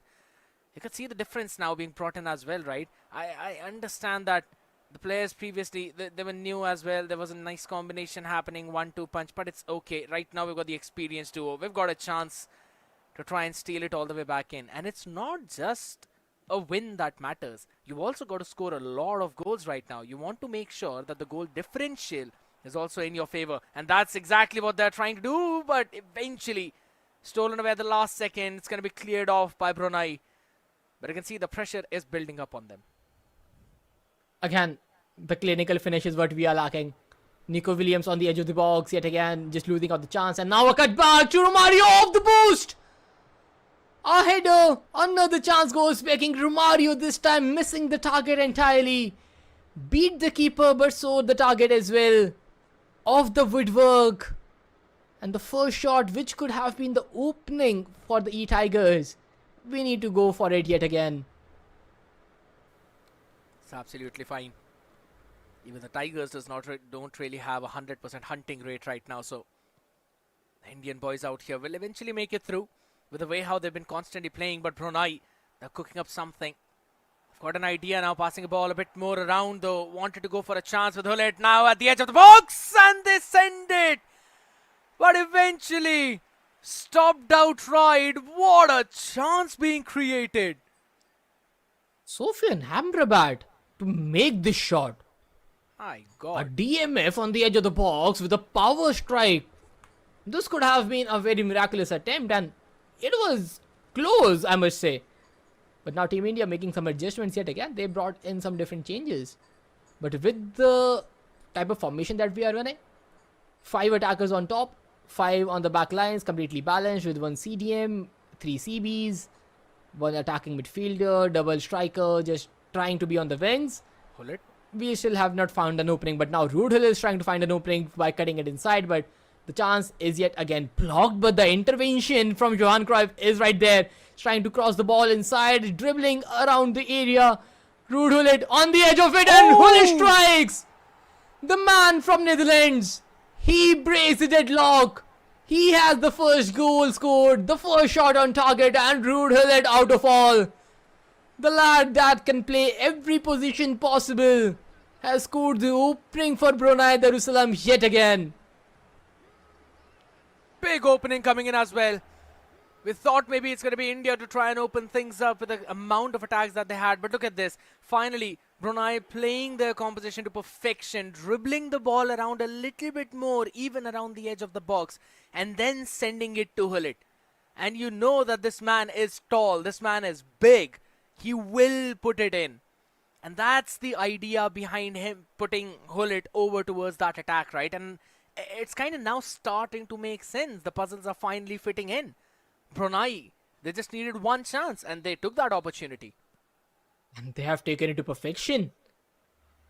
Hullet, he's being surrounded by Cruyff, Messi, and all those crazy lads on the passing stats. And we can see why, because that cross from Johan Cruyff was so perfect that Hullet just need to time his jump, not even direct it. Yeah. It is just flawless from Cruyff, and just look at that pass yet again, another cross, and this time around it is a dinking ball, and out of all, it is the young lad Arda Güler, the young man on the pitch, not the tallest of them all, but the sharpest by a mile. A cross from Cruyff and Arda Güler on the edge of it. And the eTigers defense, they go sleeping, not expecting the chance to come on their side. Brunei, Darussalam, they lead the charts by 2-0 now. What a play. What an absolute nightmaric play. And I think so they finally found that way to defeat the defense of India out here right now. Just push the player out over towards the edge of the box or maybe towards one of those wings and send the ball in. Win out those crosses because the timing, the positioning and the person putting up those crosses is so crazy good that all it falls down is to just do that finishing. And that finishing is what India lacks out here right now. You mentioned it a couple of times as well, Shubhank. India need to work on that finishing. Not really helping them out right now. 48% possession, entirely lost. Momentum, entirely lost. And please don't tell me Hullet wins it out. Finally, it's been saved. Despite the fact we have one of the strongest back lines, we have conceded 2 header. So that is something which is need to be fixed, especially in the second half. Because at this point, Team India just wants to end this half at any point. It is 42 minutes into the game, 3 more minutes remaining, but ouch. It's absolutely fine. This is something which we don't want to see because those technical issues are something which do hurt everybody, including us and the players. It's okay. We're going to be working on that out real quickly, people. While also you can constantly see us what's happening on the screen. While we've got our podcast hours working as well. Shubhank, here's the thing, right? For as long as Brunei were trying to go for that conventional play which we are seeing, right? Send the lob the ball through towards your center attacker and hope that he's going to be winning it all the way out. It wasn't working. They decided to move the ball a bit more around towards the mid, send it towards those corners, send it to Cruyff. Cruyff is going to pass in, he's going to lob it in, and then eventually you can push it all forward. That entire idea has worked out so well against India. Back-to-back goals, and now the pressure is on the experienced boys. And this is something which Team India needs to worry a lot. Because if a team that has lost back-to-back 2 matches is coming in and putting this type of performance against you, especially with the lineup they are running, I hope we find a fix in the time that we are having right now. Because Ruud Gullit on the striker is not the finest, but he is doing his job. Arda Güler on the attacking midfielder, the only team that is running Arda Güler at this point. Johan Cruyff on the left wing, Amrabat on the CMs. The players, the uniqueness that this team is bringing in, it is completely different from what we have seen in the previous matches. Yeah, that's the thing right now, and it seems like it's also coming down to the coordination a little bit, I'll have to say, right? It's not looking as smooth as it was looking in the previous 2 games too. Even in the Malaysian game and the game against Bhutan, yes, there were chances that were missed out. You could say it wasn't perfect in terms of the coordination, but at least it was still decently better out here. The defense line has been entirely absent this time around, so I think so. It's a good time for them to calm their nerves down and maybe reset a little bit and bring their focus back into the game. Because yes, it's only 2 goals right now. It's still possible to make a bounce back. If Brunei can do it, we can also do it as well, right? Even in the second half, we've got a pretty solid attacking line as well. You talk about it, you've got Nico Williams over towards the left wing, you've got Cristiano Ronaldo out there in the center. The big problem is they haven't even received the ball. Yeah, that is an issue because at this point, Team India is trying to lob the ball to CR7, who will eventually head down to Nico Williams to make a cutback. But all these things are just not working its way. We had some decent amount of chances there, but not the ones which we can say are clear-cut chance. Yeah, 50-50 chances are being building up. We are trying to knock on the door, but against a run of pace, 2 chances created by Brunei and both were scored. And they were scored in a very similar fashion from a very similar position. Johan Cruyff on the weaker foot, just crossing the ball in, one time high for Ruud Gullit, second time a dipping cross for Arda Güler, who is making an unmarked run from the backlines. And I'm pretty sure that was a game plan that Brunei has practiced for a while. Because the way Arda Güler moved inside the box, he was completely unmarked. No defender or anybody would expect an attacking midfielder to be on the edge of the goalkeeper's neck in a matter of seconds. That's the thing, right? By the time you would think of what's happening out here, it's already happened.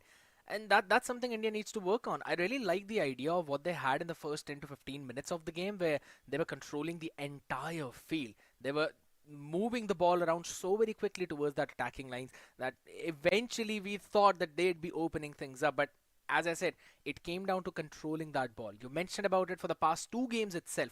Controlling the ball, slowing the pace down is always the name of the game. You pass it around a bit Yes. more, you move that ball around, and you will finally see those gaps in the defense.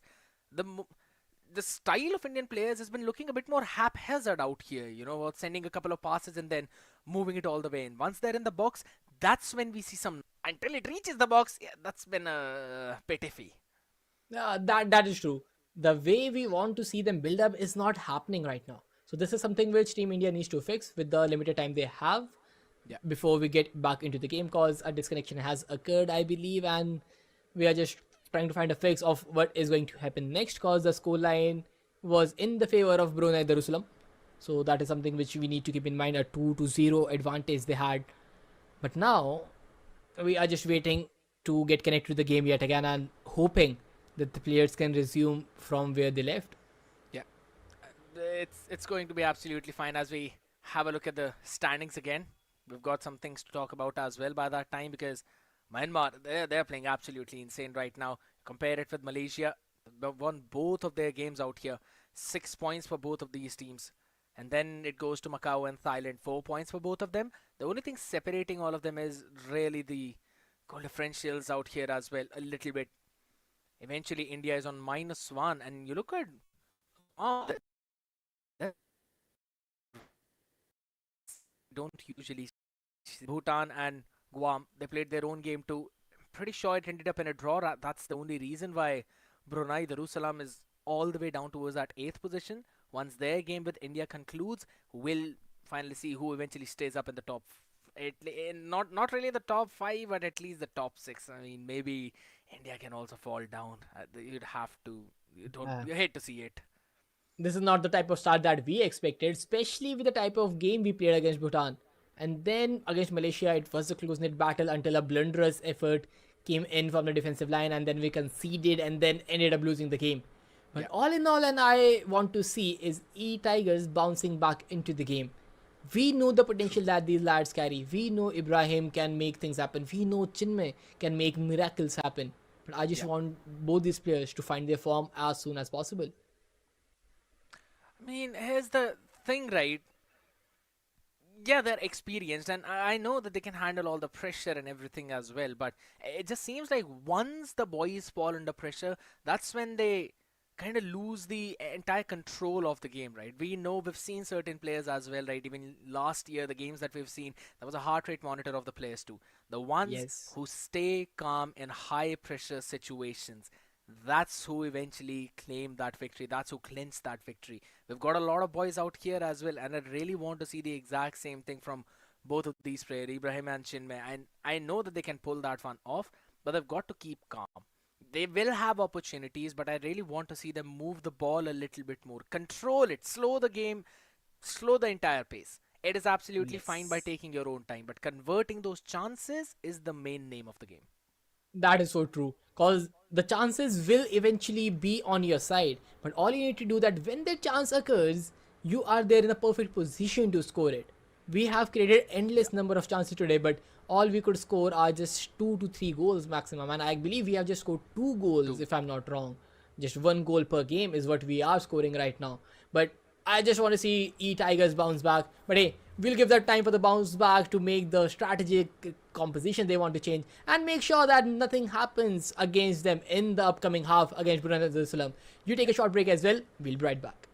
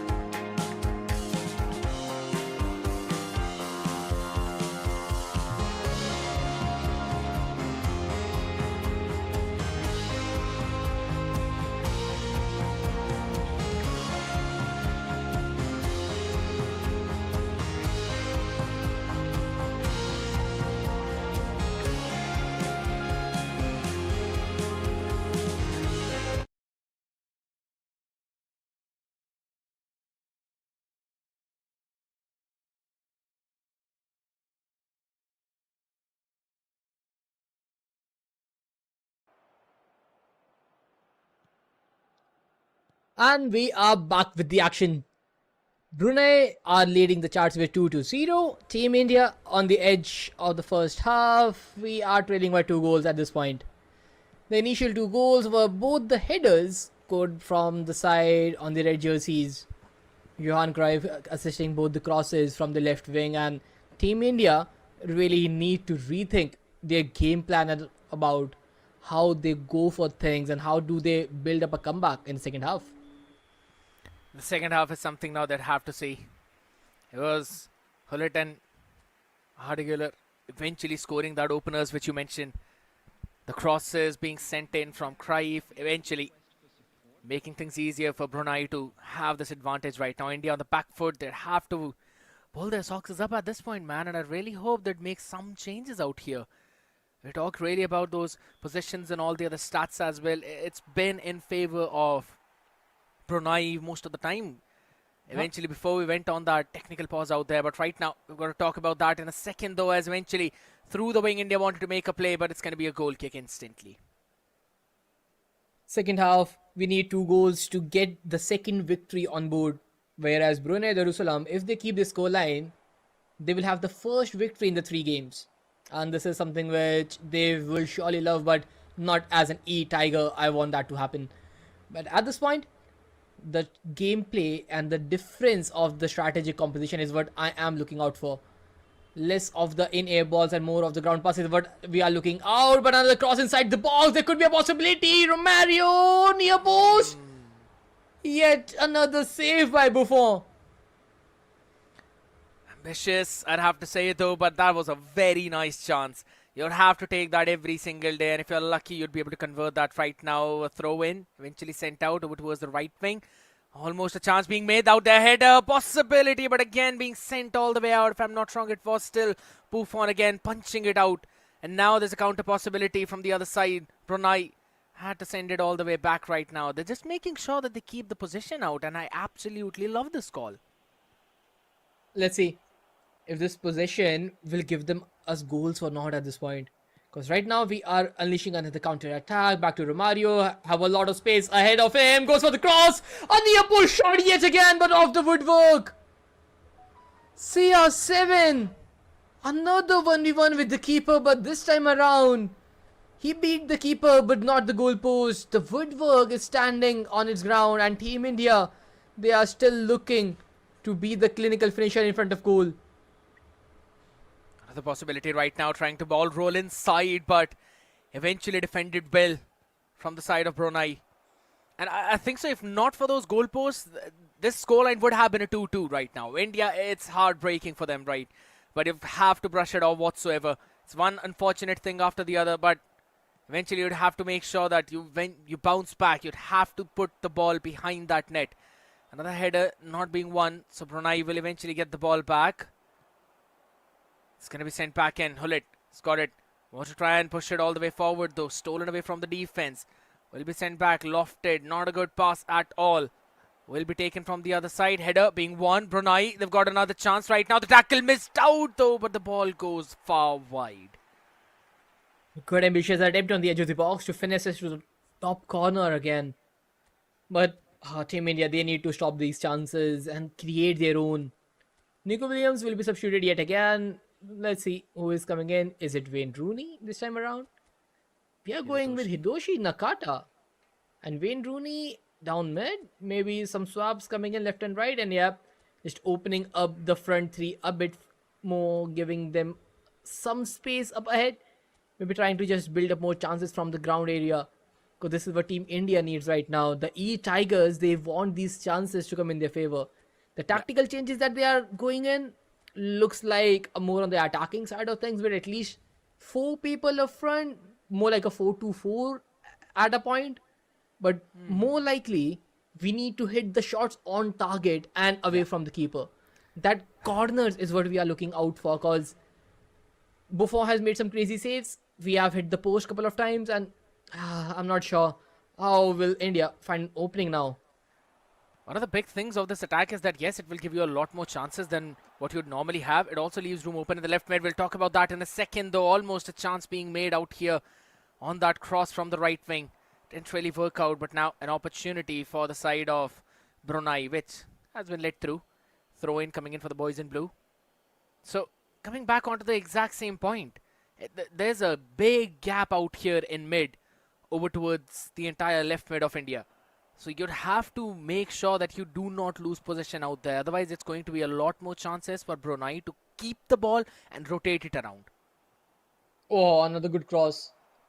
But the can has been intercepted, and Brunei, with the deep line of defense they are running, it is very difficult for us now to find a space. 70 minutes are already up, less than 20 minutes remaining on the clock. Another long through. Throw in almost with the header met. But then the final assist, the key pass is just not coming in. And now Yeah. Brunei just launching the ball for Hullet, going back to the right wing, and overlapping run coming into the equation as well. And now Brunei, just look at them holding the ball. They know they have a 2-goal advantage, and all they can do is just run down the clock. A bird's eye view is all you need right now. And that's exactly what Brunei are having. They know exactly where all of their players are, so they're playing it slow, playing it to their strengths, and their strength is what is giving them these opportunities. A bad pass, still stolen away. Brunei running the clock down, but also keeping the pressure on the boys in blue. They've also got one more opportunity to maybe score another goal. Header stolen away. Hullet is the man, sends it all the way back. Shot taken, but Schmeichel is able to put it off. And now India, with that clearance, sends the ball in mid, but not away from Brunei. Oh man, this is a game which nobody anticipated will unwrap in this way. Because at this point, Brunei, who were looking somewhere on a losing streak, they are almost now on the edge of finding their first victory in the regional qualifiers group stages. Because with 83 minutes already up on the clock, Team India, they still trail by 2 goals. And now Brunei, they are not giving any space on the wings as well. The ball has been stolen yet again. And Brunei just keeping the possession. And yes, with less than 5 minutes to go, it is very unlikely for the eTigers to overturn the 2-goal deficit. And now if you really talk about it, right, the two games that Brunei have played are against the teams who've been on the top two till now. The Malaysians and the Myanmar. So, yeah, the Burmese people and the Malaysian people are the ones who they eventually lost again. And that was not a big loss. It was a 2-0, yes, but against Myanmar, it was just a 1-0 loss. So you could clearly see that Brunei also have got that potential in them right now. They're clearly entirely showcasing it. And yeah, the boys in blue, no matter how many chances now they can try and make, it's not really working out for them at all. They haven't even had a chance to use this attacking lineup which they had. The ball is constantly in control of Brunei. Hullet not really winning that header clearly. India have got a chance. Goal difference is again going to be the main focus right now. Maybe with this last attack they can send it through. Tries to send it all the way in, but the clearance will come. Though it's been rebounded still with the boys, but that's about it.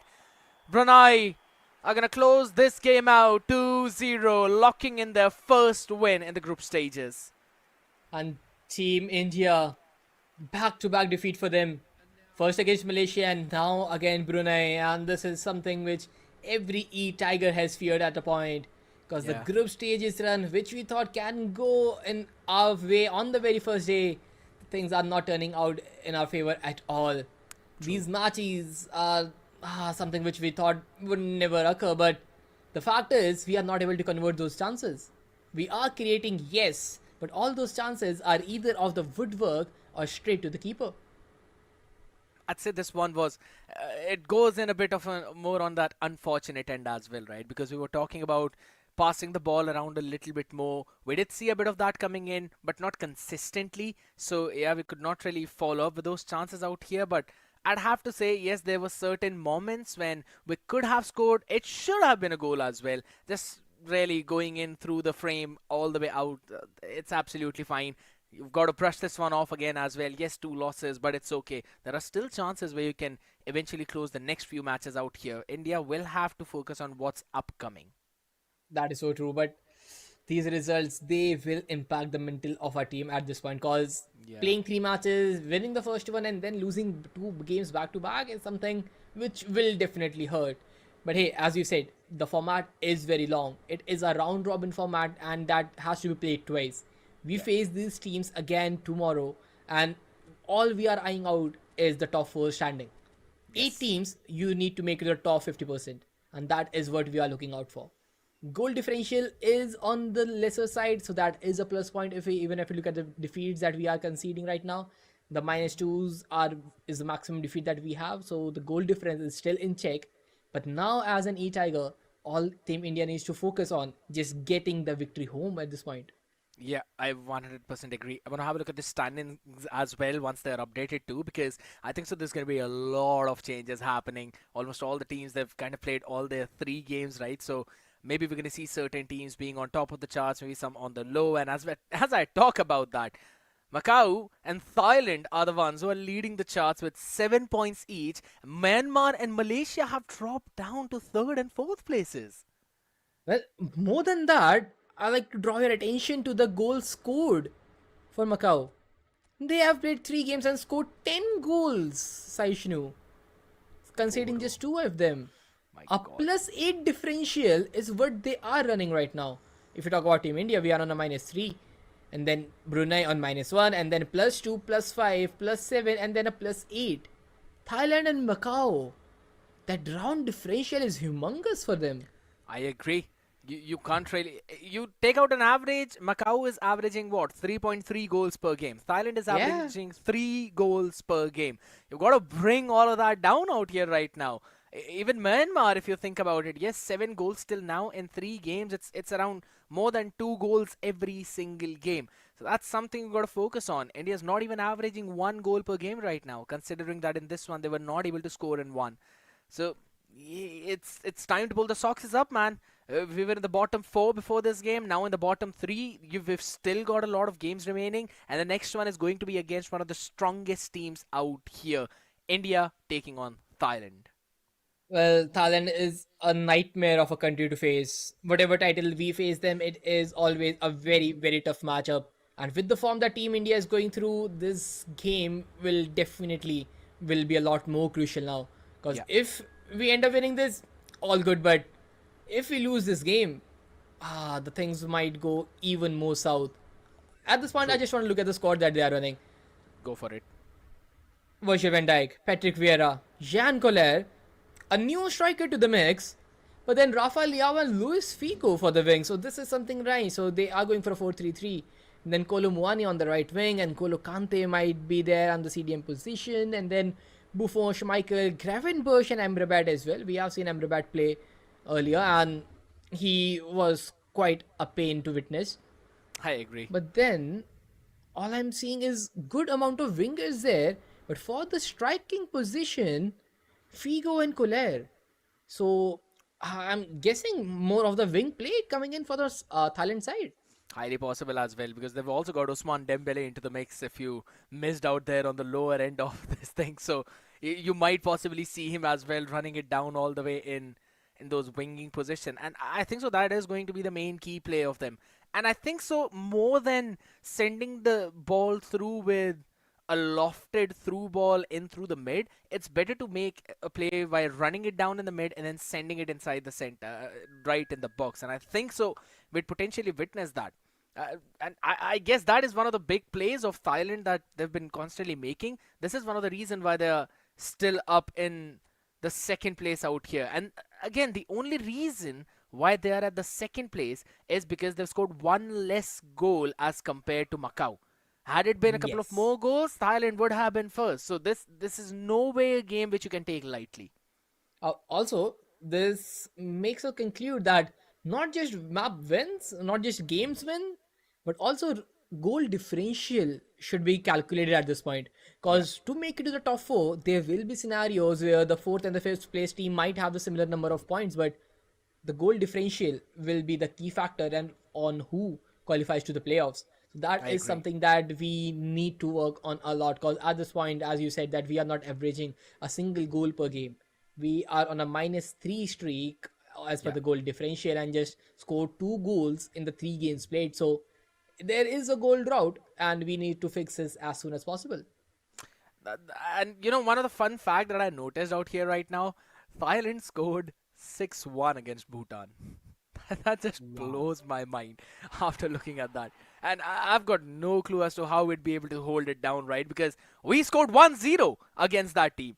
So it's not like we've got a very heavy attacking lineup out here as well, and the defense can be broken with those wing plays. We saw that in the previous game from Cruyff, constantly sending those crosses down. We'll have to wait and see how this eventually matches out, right? How it eventually pans out, because this is a tough match. For sure, and more crucial to win it at this point because this will be the fourth game for the day. We have a total number of 7 games aligned, and out of which we have played 3, one just single game of them. So this game we need to fix a lot of things, and let's see if we are able to take the Thailand challenge properly or not. Yeah, that's the main part, right? If that happens or not is the big question. We've constantly been seeing these games. We've anticipated that there are going to be a couple of games which we'll eventually win, but it's not really been going in our way. Apart from our next door neighbors, Bhutan, we haven't really won any of those other games. Brunei, Darussalam as well, just winning it out 2-0. We've got the matchup with Thailand right now, and then it's going to be with Guam, and then again with the table toppers, Myanmar, and after, or rather, with one of the top 4 teams, Myanmar, and then the last game is going to be from Macau. Man, I don't even want to talk about Macau. Constantly scoring those 10 goals in every single game is crazy. 3 goals per game goals is what in they are game, yeah. averaging out. So we know how attacking of a team Macau is. So let's see if we are prepared with our defenses at this point. Cause what on earth have we seen? A 4-4-2 is what they are running in, and You love it. I think this is for the first time a team is running a proper 4-4-2 and not some hybrid. And a 4-4-2 is something I would say the most balanced formation that exists on the football pitch. You have a proper 2 center mids, the perfect pivots for the team, the perfect ball providers to your strikers, to your center backs, defensive line support, and everything in the mix. 2 wingers who will come and perform the defensive duties and will go ahead to support the strikers, and 2 strikers centrally creating a threat all around the game. A 4-4-2 setup, if ran perfectly, can give you huge advantage, and by the look of things, Thailand is definitely looking out for it. I mean, there's a reason why they were able to score 6-1 against Bhutan. So Yeah. you could clearly see that 4-4-2 working in perfectly. And one of the fun fact is, both Macau and Thailand, when they went up against each other, the scoreline was 1-1. So yes, they're averaging 3 goals per game. But that also means at the same time that they've scored n number of goals in the next 2 games out here. Yes, they've played with certain teams who are looking at the lower end of this leaderboard right now, but that doesn't mean that they could be taken lightly. So this is a pretty solid game and specifically important for India if they want to make this bounce back. Let's see how things work out. We start things off left to right, just trying to get the ball to the striker in the very first minute, but losing the possession cheaply out there. But now Thailand in the red kit. Do they have the throw in there? Nah, Team India has the throw in again. So we will give the possession back to Vieira maybe. Goes to a long ball, wins the header, and Nico Williams. Bit too over ambitious. They won the header once, but eventually sent again in a lofted pass. So not quite sure as to why that was the case, but it's going to be on the other side. Thailand now wants to send it in, and again it's the exact same thing. The result is going to be the same in a bit of a different manner. Thailand opening things up in the 6th minute of the game with Rafael Leao. It is exactly as what happened in the previous game against Brunei. Cross from the edge of the box into the center, header right sent in. First one was blocked, yes, but the second one, the rebound. Things are opening up for Thailand. A quick ball inside the box, and then a save, but the clearance from Bastoni was just not good enough, or you can say that Rafa Leao was just perfectly placed at that point, because this save from Schmeichel, losing the ball and then the clearance just hitting the face of Rafa Leao going, the ball just rebounded back inside the net, and a start that Team India would definitely want to avoid at all cost, but it has happened. We are trailing yet again in the first 6 minutes. That's tough out here right now, and even those very fast, quick attacks through the center, which India is really known for. They've been doing it. They are not working out here right now. Another ball, this time sent back again. Cross made, but again it's going to be blocked. But the ball possession still stays with Thailand. It seems like there's a men in red everywhere around the field. And again, it's going to be the exact same thing, though finally blocked off. And this is what India needs to do. You can't let Passing from Thailand side is perfect. And now with the cross, are they going direct in or calling someone short? Looks like short corner is the call. Yep, goes short, 1-2 passes, goes back, but the interception is there, and now Team India onto the counter attack. Then this could be a possibility. Romario needs to make a through pass to CR7, and now the pass has been intercepted. Time taken a bit too long, and CR7, he was begging for the ball to pass. But the chance goes begging yet again, and another counter attack which could have given us the equalizer has gone out. An opportunity wasted, yes, I'd have to say, but it's fine. There'll be more to flow in. 14 minutes into the game. This one has got a lot of action in, but most of it is again from the side of Thailand as they are firing up on all cylinders. Again through the box, out here, right in the center, sends it back in. And what a play coming in from the boys. Cut back to a drag back to a fake pass to the final assist, a layoff of the ball. Just look at that. Back to midfield, running down the wing, cuts it back, chest down, back inside. And Sorloth, he is not missing from there. A sitter of a goal. A picture perfect passing game, a beautiful way to end things up. And Team India, even before they could settle into the game, Thailand are already running riots. It's not even 20 minutes into the game right now and we're already 2-0 down. It's going to be big problems if this keeps on going. And even right in mid out here, you've got 4 people out holding down mid against 3 members of India. So yeah, that mid control is not working. Whatever, full midfield right now for the other side. Again, Rafael Leao on the edge. And it's the exact same play that we both talked about. That they're going to push the ball down through the wing and they're going to send it out forward. And India are not really finding any way to stop that, let alone attack. Just look at this. They always have someone on the wing waiting for the ball to come in, and now the striker has dropped in, asking for the ball, but Team India is there for the interception, and now we are unleashing another counter attack by a lofted pass yet again, CR7. But before he can turn his back, the possession has been lost, and now Team India is just trying to keep the ball. And if you take so much time in holding the ball, the wingers will steal the run of play. And now again on the sideline, inside the box, turning, twisting, and Rafael Leao almost setting Sorloth yet again.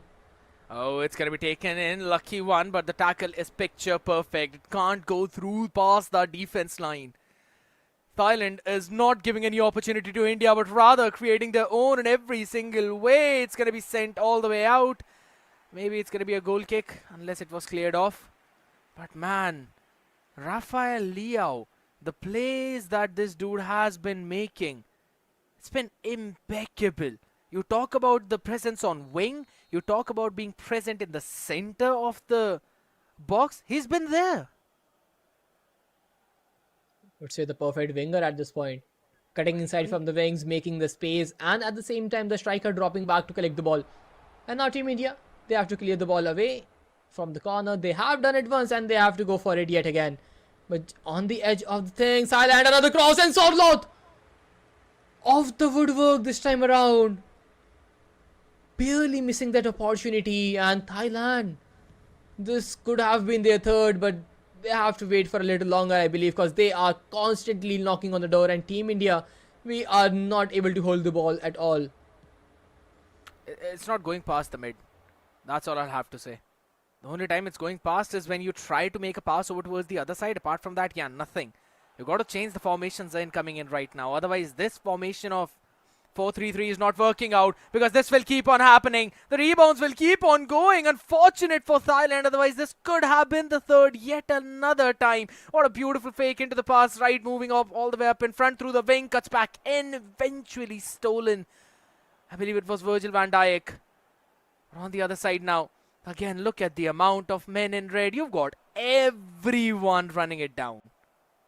This is what a 4-4-2 brings to your table. And now Sorloth inside the box. Tiki taka, heavy touch, but a sliding tackle. Has that been given a pen? Yes, it is. It is. The last attempt from Nakata to save the ball, but now has been given a penalty. Bashani conceding a yellow card. But Thailand on the head, they send it home. Bottom left, Luis Figo, he is not missing from there. Third one for Thailand and Team India. It is going in the direction which nobody wanted it to happen. I'd have to say, India is lucky that it was a yellow card.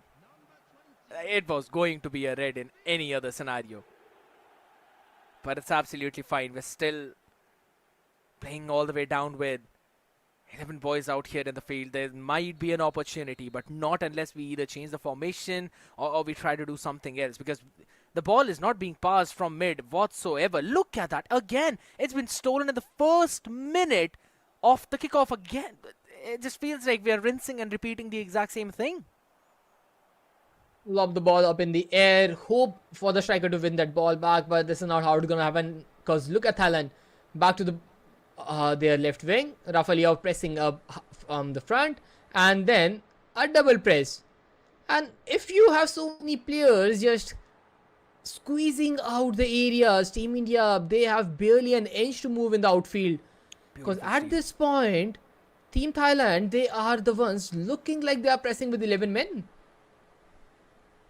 That's the thing that India has got to work with. Now finally send it down to mid. Maybe the first chance in the first entire half, though it's still going to be punched out.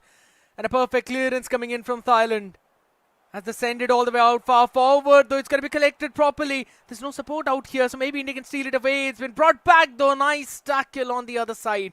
The men in blue have got a chance, lost instantly. There's another miscalculated pass out there from Thailand. But again, impatience being shown from the boys in blue, which is being capitalized on heavily by the men in red.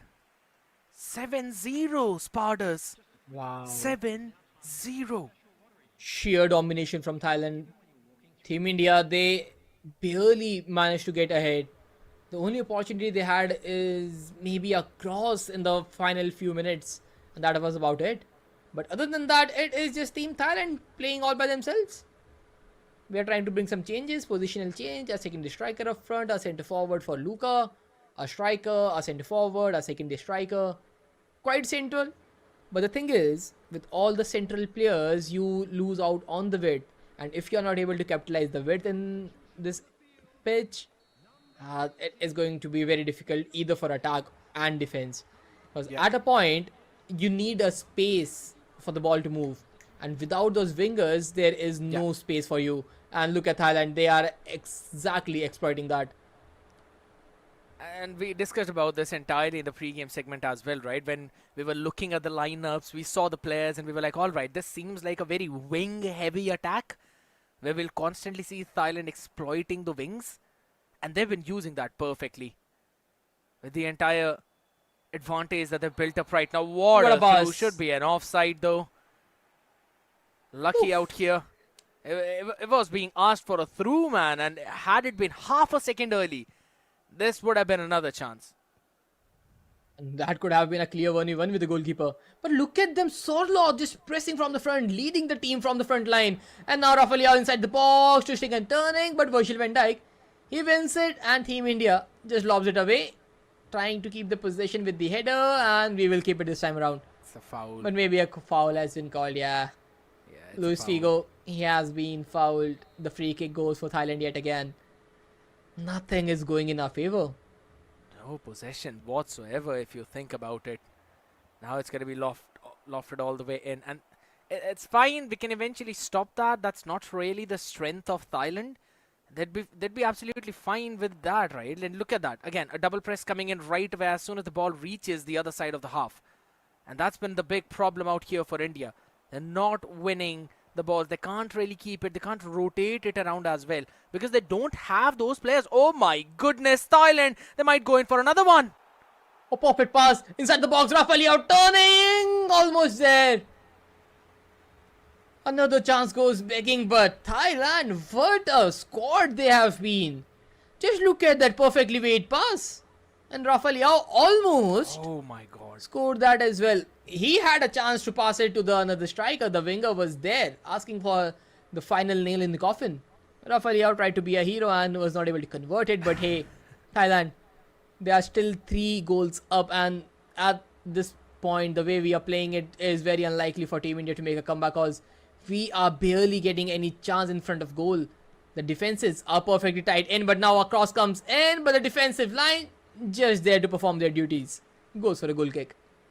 And you can constantly see the changes that are happening as well, right? Switching from the defensive path to attacking way, and then constantly change. That's something that Thailand is doing right from the very beginning of the game. They're making sure that they've got more players out there. Now, yes, this puts a lot of pressure on the men who are playing in midfield. But if you've got a mid like that, including Sorloth and the other boys, like Rafael Leao running it down all the way from the wings and stuff, why would you not want to do it? Constantly sending the men back and forth, it just gets extra members. They're not letting the ball pass through mid. And I have no clue as to what India can do right now to try and fire against this, man. Spartus, you are the man who's got the main mind. We need a lot more changes at this point. From tactical to the play style that we are trying to replicate on the pitch, a lot more things have to happen, but with very limited time remaining on the clock, it is very unlikely for the eTigers to make those changes right now. It looks like the draft we created, the formation that we thought of running was a very central 4-3-3 with a striker and 2 secondary strikers behind him and just all brute force attack from the center. Wow. But the thing is, when the opponent knows how to track back those runs, the central players have no opportunity inside the box because you need the width for the ball to get recycled on the wings. Team India and the formation we are running has no width, whereas the 4-4-2 run by Team Thailand, they have a lot more opportunities. Just look at that. A lob pass again inside. Intercepted though, but will be given a goal corner, I believe. I guess so too. Couple of changes happening here for Thailand right now. Nakamura Shunsuke has been brought in along with Kolumuani. Figo has been sent out as well. I missed out on the other player out. But it should be fine right now. Healthy players being brought in. Should have a lot of stamina to work around with. Corner eventually sent all the way back. But look at that instant steal coming in. It's like the men in red are everywhere on this field. Another shot being sent in though. It's going to be saved but not for long. Oh my god. I thought this is definitely a goal. But it's Virgil van Dijk on the other side. So kind of missed out on that opportunity. Had it been anyone from the central midfielders to the central attacking mid or the attackers, this was definitely a 4-0. Just over the bar as well. Nobody inside, but now Team India, we lost the position and again, and Soloth, he's making a run. But Thailand, they don't want to give that pass away cheaply. And this is what I was talking about, to keep the ball, to make the passes when the opportunity is perfect. Other than that, just recycle it away, and this is what Thailand are doing. A perfect cross, back to Rafael Leao. Now again, the left wing is inside the box, another cut back on the way, Soloth on the edge of it. A pass, a bit too heavy, a cross, a bit more demanding from Soloth. And they are not able to convert that, but Thailand, man, what a team. 3 goals already and at least 10 more chances created. It's like they've got constant chances to try and shoot it all the way down. Can't even catch. Oh my goodness. No way that happened right now. If this goes in, this is going to be humiliation. And that's exactly what's happening. Thailand are destroying India right now. And the substitute that was brought in the form of Kolumuani scores another one. And this has been an utter disbelief for the boys in blue. But I have no clue what they wanted to do here. Passing back to the goalkeeper when an opponent is already pressing you on the face. It looks like the nerves are doing their work. Because Schmeichel, he was not ready for the pass. But there was just one player, an imposter inside the Indian territory. And that was Kolumuani waiting for the ball to come on his way and score the 4th one. 4-0 down. Thailand, they are in complete control, and the eTigers, they are having a really, really bad day. I wouldn't even call it a bad day at this point. It's just bad decision making coming in. Like, one time, it's fine, it's a mistake, maybe a mishap out happening here. Twice, and that too in a row in two different games against two different teams, a goal being scored in a very similar fashion, that is ludicrous. Should not have happened out here. And again, the boys in blue, the eTigers up, they're actually paying the price for that now. They can just try and maybe catch in one to lower down the goal difference, but it is definitely going to increase even further. 10 more minutes remaining right now, including the stoppage time. And on the cross, Rafael will be on the edge of it. Solot inside the box asking for a through, but nah. Awaited pass. Solot almost there. Good save from Schmeichel, stopping the fifth one. But now Team India, they need at least one to bring down the goal differential, but not like this. We are not able to keep the ball for more than 2 seconds at this point, because just look at that press. Just on our shoulders, constantly breathing, and now another chance for Solot, another header, and this guy will not miss the sitters. Alexander Solot, one more, or Jan Kolar this time around. A new addition to the squad, another goal scored. Thailand 5, India 0. Utter disbelief. And it's again the exact same thing. One bad pass, one bad touch. It feels like at this point that the boys in blue are giving the ground passes in the scenarios when they've got to give some lofted passes, and they're lofting it in the scenarios when you can just send it down through the ground, maybe a normal through ball. And I have to say, they've been very overly ambitious. As soon as the ball crosses the half, they always try to send it forward instantly so that their attacker can maybe catch it. They're not making the plays from the midfield itself, and that is where the main difference has been. Thailand is playing with their midfielders, and on both the ends. I'm not sure what they are hoping to, trying to build up at this point. 4 minutes. 4 minutes. It is just Thailand's game. It is like they can go for the entire day, keep on scoring goals at this point. Could be a 6-0 at this point if we're literally looking at the clock. Couple of more minutes to work with right now. India, maybe they can score the first one. Chances again being lost on the other side. Header being won. 1 more minute left out, but it's over. The score is 5-0. Thailand will walk away by destroying the other sides. And I know I can see the disbelief on your face, Pardas, but at least this is the thing that we were constantly discussing right out here. That pass the ball through the ground, work it a bit more around through the wings, send it in, maybe you'll make some more chances. That wasn't happening on one part of the game, or at least in the first 2 or 3 games, but it has happened in the previous 2 that we saw. Not from our side, but from the other side at least. I think Thailand has the perfect play style for eFootball at this point. True. They are working the ball down on the ground, they are making the short passes, they are holding on to the ball.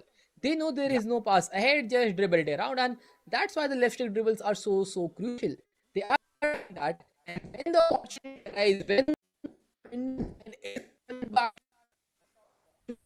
across to the left way, right, or to the, making sure that the player are in position and just putting the ball down, an extra pass inside the box, score, goal home. That's the big thing, right? And again, I don't know as to the amount India would need to do, but it's going to be a lot. Like, by a lot, I mean a lot more.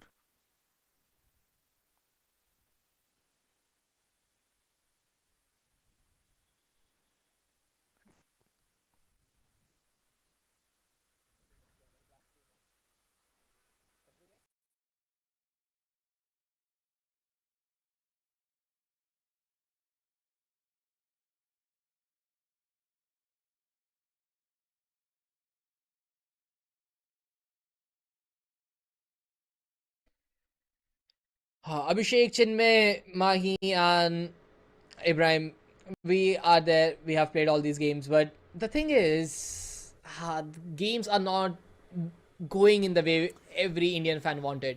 We Yeah. wanted a scoreline where we would at least win the game, at least take it to a draw, but the last three games have been just not in our favor. We are having a real bad start to the regional qualifiers.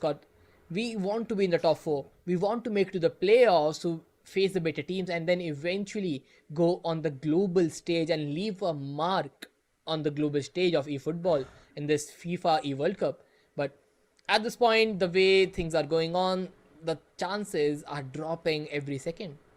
It's been constantly dipping further and further out here, right? And our every opportunity to try and equalize that scoreline. It's not happening right now. And I think so. It's about time to try and work on the fundamentals itself, because with the way how Thailand just destroyed India out here right now, it just seems like there's a big difference in terms of how really you want to approach the game itself.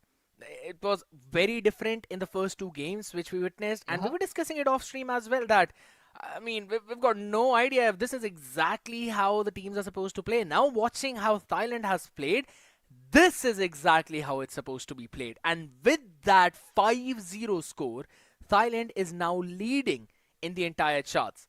14 goal differential, 10 points for them, along with Macau, who are at 10 points for themselves as well. While on the other side, Malaysia with a 3-0 and 1. They've played 4 games, won 3 out of them, lost only 1. And they've got pretty decent score for themselves as well. 11 goals being scored. That is true. That goal differential is what is the more bigger of a worry. Because even if you win the next upcoming matches, that remains the goal differential is what I'm looking out for. Because the top 4 teams, they have a bare minimum +5. Yeah. Then they have a +8, then a +9. And then Thailand with a +12 sitting on the top. So all these teams, like, humongous score lines already, and for any team from the bottom 4, if they want to qualify to the top 4, they end up winning all the next games. Especially Team India against Guam will be a game. We need to win it by a huge margin to overturn that -8. It's like we've got to put in similar levels of goals for ourselves, which we basically conceded till now. It should be a bare minimum 6-0, 7-0 scoreline. Only then maybe we can eventually put something up on the charts. Otherwise, yeah, that's not happening. And that is also considering that we're winning the next few games constantly. I'll also hope. Otherwise, it's going to fall down into the game of permutations and combinations of if that team loses with these many goals, then we can move up. And I don't think so India would want to move in the situation where they would have to pray for other teams to eventually make the way for this one. So, yeah, you've got an important game lined up. 4 games, or rather, yeah, for 4 games out here over already. You've only won 1 out of them. So it's going to be a do or die situation for the nation. That is true. But now again, if you look at the next match against Guam, the draft that they have been picking in, Pele, Lilienthuram and Gattuso is what they have gone with. A pretty standard defense, but Pele will be seen on the pitch for the first time. And then Fabio Cannavaro, Rodri, Alejandro, Grimaldo, Vitinha, Odegaard, Jamal, Bellingham, Scholes, Villa is what I'm looking at. And then Rooney on the side. So a lot of midfielders and secondary strikers. No tall, strong guy to lead the line up front. So let's see what Guam is capable of. I kind of do like the lineup that they have pulled off as well, right? It's just the defense that I'm a bit worried about, but I think so it should be fine with a couple of defenders out here. But again, my focus is going to be on David Villa. It's again going to be on Lamine Yamal as well. They've been making a big name for themselves, and again, Pele, you already know. You can see this man at every single place. So it's going to be a lineup that we'll have to see how eventually pans out against the Indian boys. Oh, well, we'll figure that out, that if we are able to get the match up front or we will be able to come out victorious or not, we'll find that out, but right after a very short break.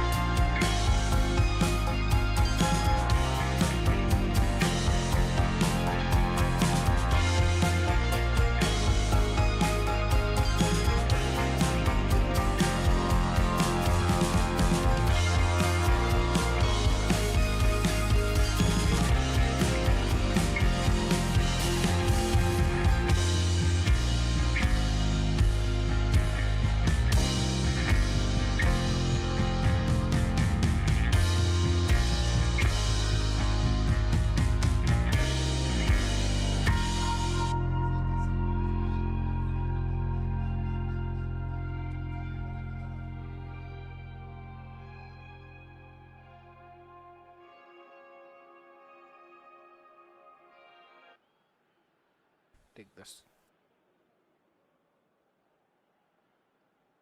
And we are back again with the another matchup where Team India is taking on Guam. This time around, we are looking and hoping for the second victory for the day. We have played 4 matches and just won the single one of them against Bhutan, and the rest 3 ended up in a defeat. But now, with our hopes high and our heads above our shoulders, this time we want a thrashing victory over Guam, because that -8 goal differential is what we are looking to overturn in this game. I mean, that's already pretty big of a task if you really think about it, right? So yeah, now you've got to have that opportunity against a team that has also been struggling for all the past few games, haven't really registered a win against any of the other teams. So India will have that opportunity to try and maybe pull it through, but it all falls down to how you're going to utilize your own compositions as well, right? We've been talking about it time after time and still trying to figure out as to what the real game plan of India is, because constantly lofting the balls through, lobbing it all the way ahead through the mid, maybe hoping that one of your attackers picks it up and then scores a goal. That hasn't been working out for the previous 3 games now. So it's got to change. And with that change, now we're also seeing Mahi being brought back in along with Ibrahim. With Chinmay, things were not really going well. So we've got to see how it eventually pans out. So at least we don't make those silly mistakes of the goalkeeper giving the ball to the enemy attacker. Let's see. Okay. The game, I think that has been paused as for now. Yeah. Some technical issues, maybe. Have to look at them at this point. True. And I just hope that the technical glitches and these issues are fixed up before this game, because this match has to be the one where Team India needs to strive for the victory. But we will fix those glitches and will be right back after a very short break.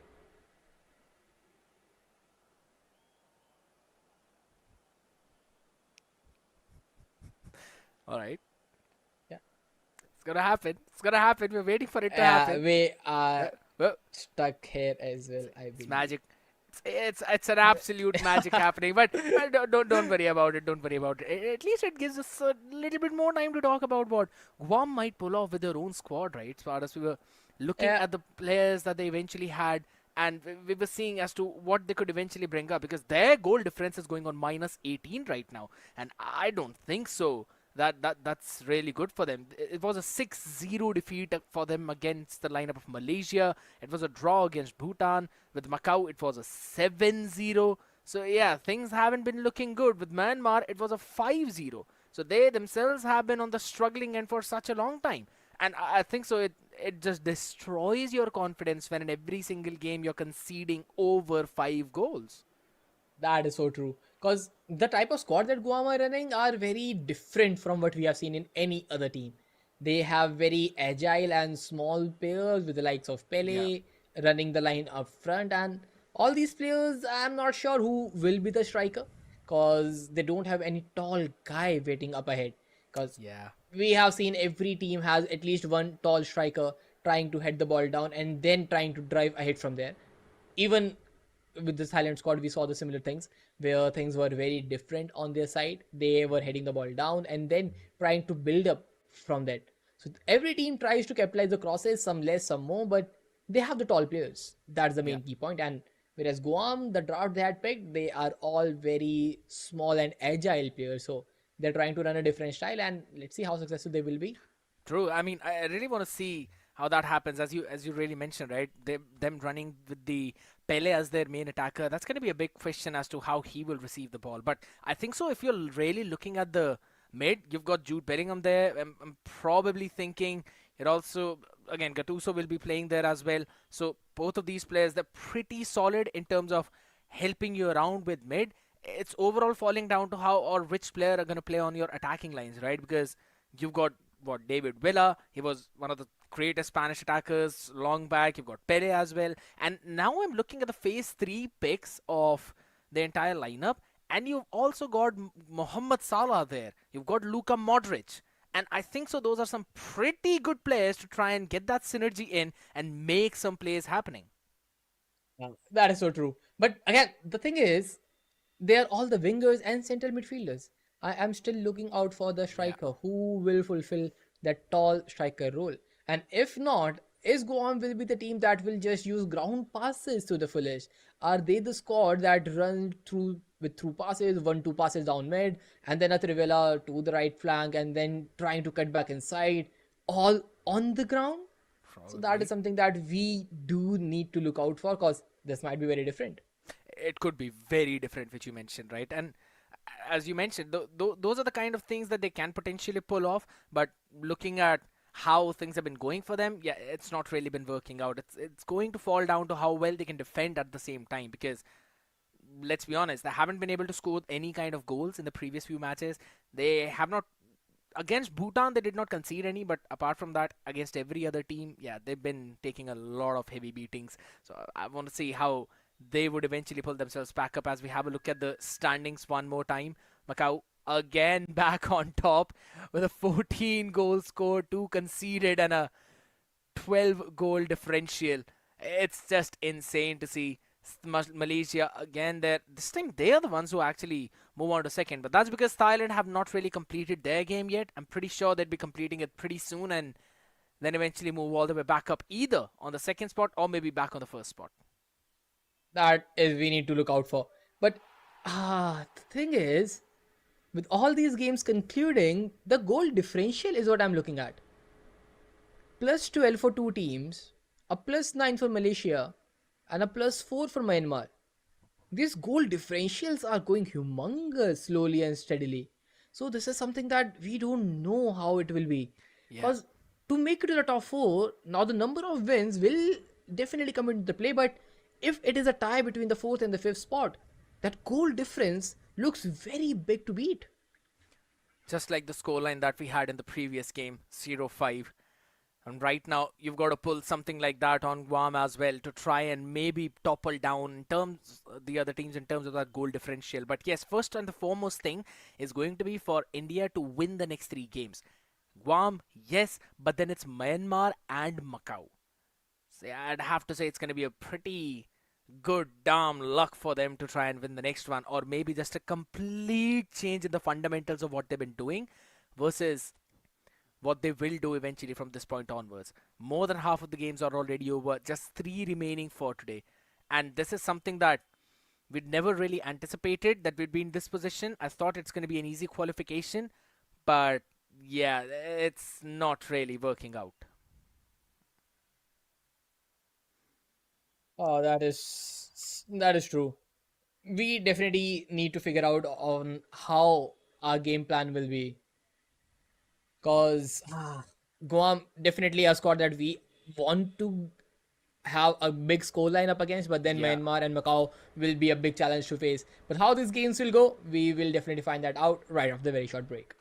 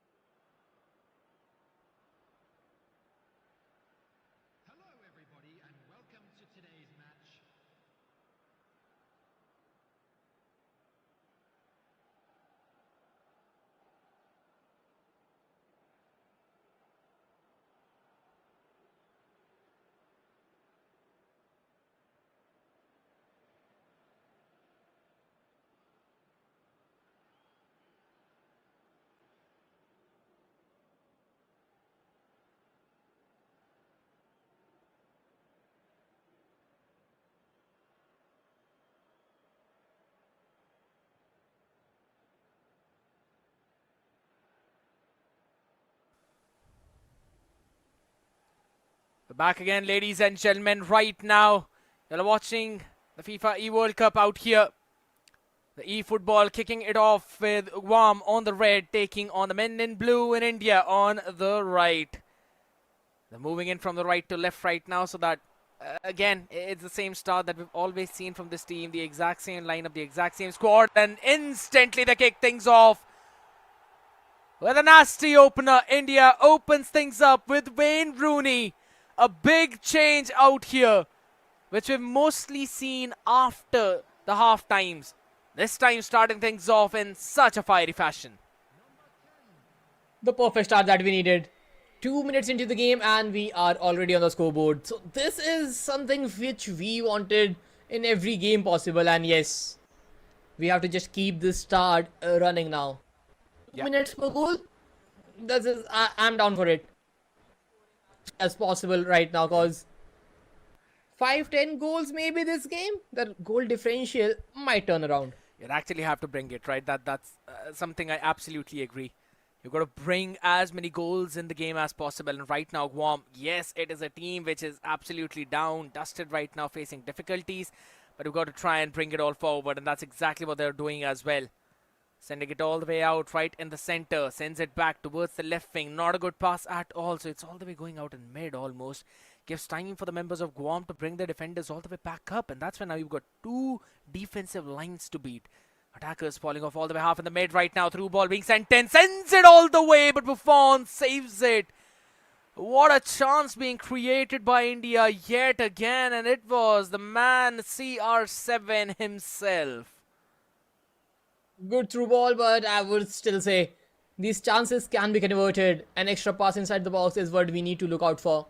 You are getting close to the goal, but make sure that you have a complete open angle before taking a shot, because we need a huge amount of goals in this game right now. And now again inside the box on the edge of it, a rebound to be collected, but Guam steals the position onto the counter attack. Things can go haywire right now. They are running down the right wing and they are beating the defenders as well. Guam inside the box. They are taking their time. A cutback. But Virgil van Dijk, always ever present. Pass was a bit too late and India anticipated it before they even saw that coming. Eventually Guam losing the possession right now. Sends it all the way back and forth. Happening. Doesn't matter. Guam able to steal it away. Eventually sending it all the way out. And I really love this kind of approach coming in from both of these teams. Less of those lofted pass, keeping the ball on the ground, touching it on the grass. And that has been making a lot of changes for India as well as for Guam now. Right now, sending it all the way on the other side though. Will be sent back, still kept in. Guam could have almost sent it, but it's an offside. Almost there. They are getting close to the goals as well. And Team India, doesn't matter how many chances we have created in the first 15 minutes, we have just scored one. The ball lobbed high up in the air, trying to win down the header, but losing it eventually. And Guam, they have the possession back and good passing from their end, keeping the ball and working from the back line. But an interception has been made and now a counter attack has been unleashed. Running down the wing, across on the back post, but nah. Nico Williams, just off target. I think so. There should have been a goal. It should have gone in the back of the net. But the finishing needs a lot of working itself. It's not just once. It's been happening multiple times now in 3 to 4 different games. So we'll have to see if this was just the only one or maybe it's going to happen even more right now. It's going to be Guam sending it all the way in. Lovely last tackle coming in from India. Steals it all the way back, sends it all forward, will be sent in the center. Lovely through ball coming in. It's not an offside. An opportunity, a 1v1, moves in a close. And it's perfect. The bottom right side finishing is exactly what you needed from Cristiano. Second one on the board. Slowly and steadily, we are making our way up there. And Guam, they are not able to hold these fast, pacey counter attacks. And this is what the eTigers wanted to regain their confidence. A good attack. Wayne Rooney back to CR7 and then the finesse in the bottom right. Completely open target and Ronaldo is not missing from there. Beautiful. And this is exactly what India needed, which you rightly mentioned as well. Always trying to, try and trail behind for the past 3 games. This is the first time when they're looking comfortable in the opener as well.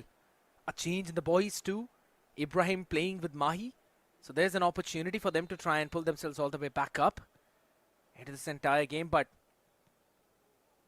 let's see if Guam can actually make a comeback right now. They're not able to complete the passes. It's like whatever India faced in the previous 3 games, Guam is facing it right now. And it seems like it's the 4th or 5th time in the iteration. Sent all the way in the center. Another chance, another opportunity. A bit on that far post. Still being kept in. Still a chance to be made. Those tries to send out a trailer. Doesn't matter. It's going to be blocked in, and Guam now on the counter attack. Immediately stolen.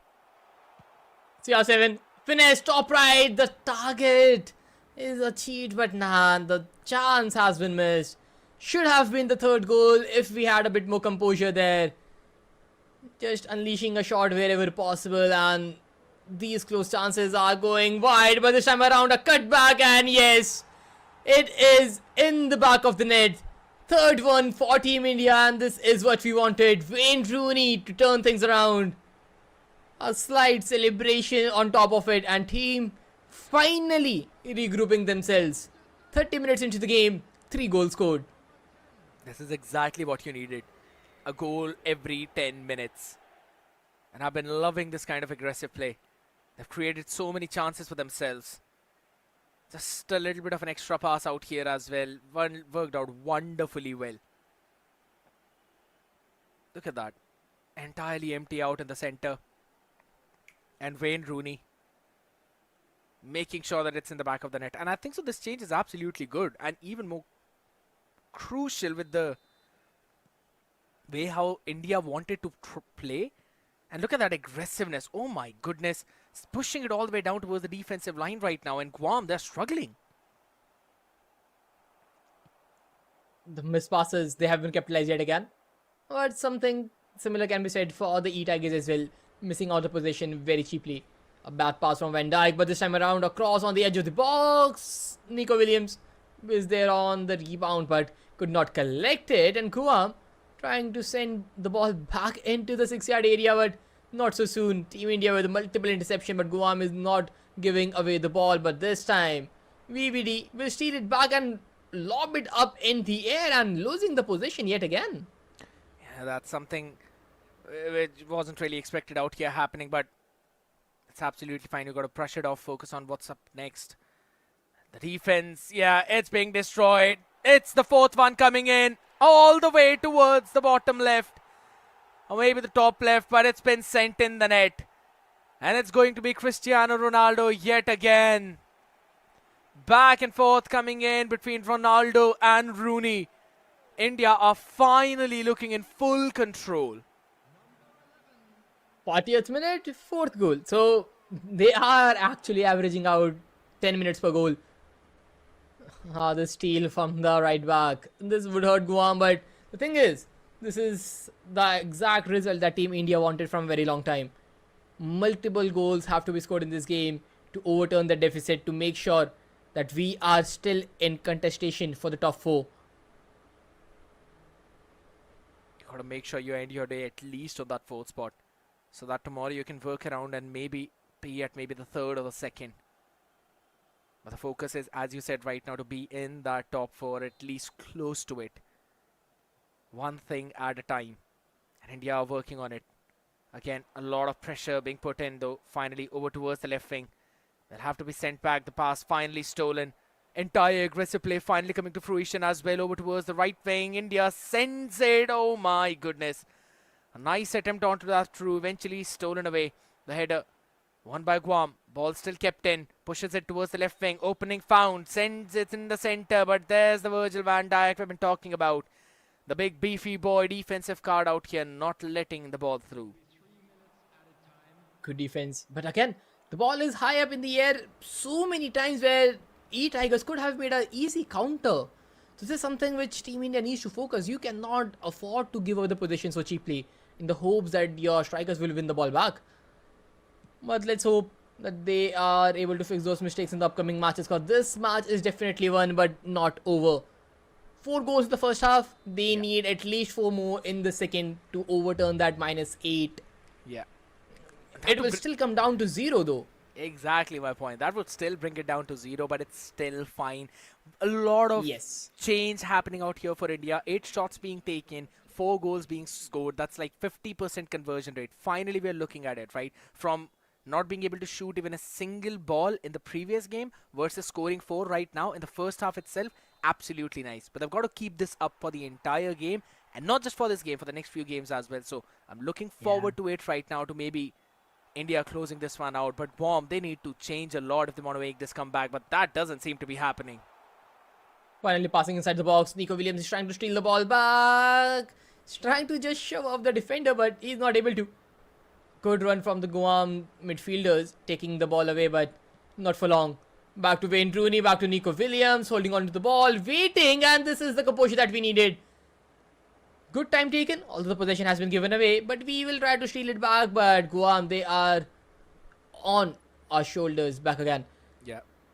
Not really giving it up. And as soon as you say it, as soon as you talk about it, another chance being made, but a second earlier. And that could have been different. An offside coming in. I believe it was Cristiano Ronaldo who was on the offside.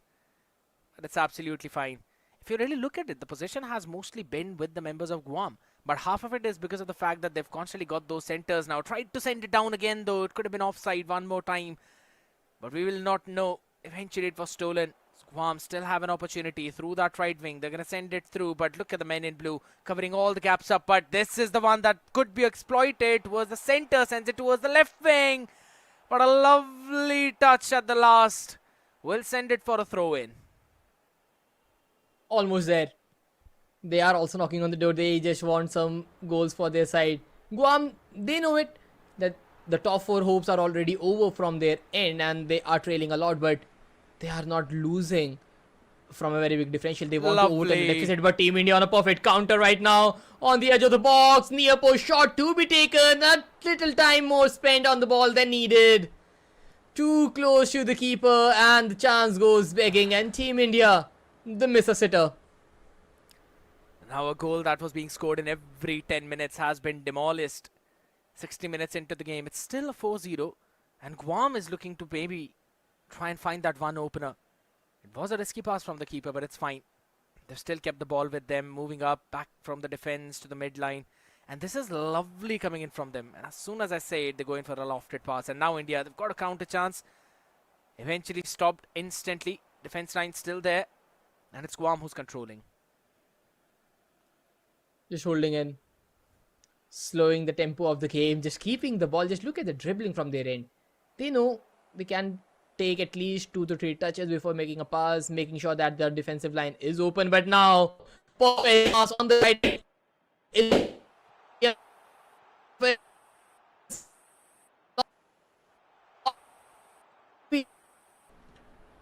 Big chance though, yet again from the side of India. The previous one was not converted, and this one as well goes in the same way. Oh my goodness, this could be a mistake. Guam losing the ball at such a crucial moment, sends the header in, and it's another one right in the back of the net. CR7 strikes again. 5-0 in the 69th minute of the game. And finally, India getting their first one in the second half. Guam making those mistakes. It's hurting them. This game is more about how many goals India can score at this point. 5 already done, 20 minutes still remain.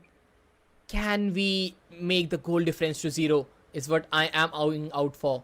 3 more goals needed for Team India to this match to be called a successful one. Because we were going to win it for sure, but we need to win it by +8. We need more goals in our back pack. We need to overturn the differential before we head to the giants of our group. It's going to be big. An opportunity. And that's exactly what they're creating, right? One more time. Sending it through over towards the right. But there's the defender out there. The touch was a bit too long. Stolen yet again. Men in blue. 5 of them. Got to work around. Tiki-taka is what needs to be done though. Right from the edge of the box. A finesse over towards the left corner. But it's been moved out by the keeper. Could have been another one into the making. Big save from Buffon. A corner? Probably a short one. Let's see. What is our game plan? Yeah, we are going for a short corner right now. Back pass, trying to find someone on the edge of the box, dribbling around, cross, touchdown, rebound is not being collected. Could have been the 6th one, but the chance goes begging. But Virgil van Dijk wins the ball back, gives it away immediately though. But now the possession, it's Swap's hand. It's fine. It was a nice pass. Eventually sending it all the way out in mid. This is the lofted, but a bit too much power into that. It's going to go all the way out. 5-0 right now is where the scoreline stands. 7 scored, 10 conceded overall in the standings for Team India. I'll lower it down a little bit more. Guam moving the ball around in the defense. Sends it all the way to the other side. Could be stolen and will be stolen. India a chance to maybe convert a through. Perfect. This could be another. Takes a second longer, but Buffon puts his chest up in the air. Saves from the ball going in the back of the net, and now Guam are looking for a counter. But now we have won the position back, but again a driven pass to the feet. Twisting, turning, trying to find the space. A good composure kept there. We are looking for the 6th one before the game ends. 86 minutes, but the interception has been made. A rebound could have been lucky if that fall to one of the eTiger, but not this time around. 85 minutes up. 4 minutes plus stoppage time that remains, and Team India, they are still looking for one more goal. Oh. 4 goals were scored in the first half and just a single one in the second. There's been a couple of chances out here and there though. They've been unfortunate, but maybe this one could be the fortunate one. They lost the pass at the right last second. Unfortunate yet again, but Guam, they're holding their defense line again. It's 5-0 and Guam are struggling. Maybe they can open up things with the first one after such a long time. A minute of extra added time. You've got to send the ball out in the second half out here. Yes, it's in the right one, but still too far away from the post for the time to continue. It's a 5-0 scoreline. So India, after losing the previous one with 5-0, this time they equalize that. So again, 13 chances, my goodness. 5 converted. At least something better than nothing at this point. A +5 differential we are taking away from the match against Guam. But is it enough will always be the question. This was the match which we were supposedly going to win at any cost, since Guam is not having a good run in their previous matches. And we wanted this game to be a high scoring game for us. It ended up with a +5, although we wanted more, but that was not the case. But now, with 2 wins our backpack, a -3 differential will be on the score line. We are finally looking closer to the top 5 spot now. We've still got to do a lot of job to try and steal that 5th one away, but yes, I agree. We're probably going to be still sitting on that. Also hope that Brunei are eventually losing their next few games as well, so that we can eventually steal that one away. And we've also got to win the next few matches too, and that too with a pretty decent scoreline. A 1-0 or a 2-0 is not going to work. We've got to score at least a 3-0, and then also in the last game maybe score a 4-0 or something like that, so that we can have that chance. But the next 2 games are going to be very tough, my boy. Very, very tough. I'm pretty sure it's going to be against Myanmar. So yeah, that's Myanmar and Macau. So it's like the top 4 teams. You got to try and topple them. Yes, that is something which is a thing of concern at this very moment. Because the next games are against the table toppers. They are against the group giants, the best of the nations. So Myanmar being one of the squads where the result can go in anybody's favor, to be honest. Because Myanmar, they are definitely looking at the way they are playing. I think they have a differential of +12, I suppose. Something on that part. Yeah. So with the high scoring form that Myanmar is going through, can we expect a similar fashion of playstyle that India has showcased against Guam? Because that lob passes playstyle didn't work out. The ground passes, the counter attacks, it was working in our favor. That's one good point which you've really mentioned right now, right? Guam was, yes, on the other side, a bit of an easier opponent for India. So we've eventually won both the games against the teams who've been below us. But now is the main point which you mentioned. Myanmar, they are the ones who are ahead on that 4th spot, exactly sitting in. So that's going to be something you got to watch out for. But as we have a look at the lineup, it's again Lilian Thuram, which you've got Mbappe and Cristiano Ronaldo. So again, a possibility of playing against that 4-4-2 play style, right? Because you've got Declan Rice as well, Andres Iniesta, McAllister into the entire lineup. So that's going to be something pretty solid to beat. Well, this is something which I didn't expect will be the case.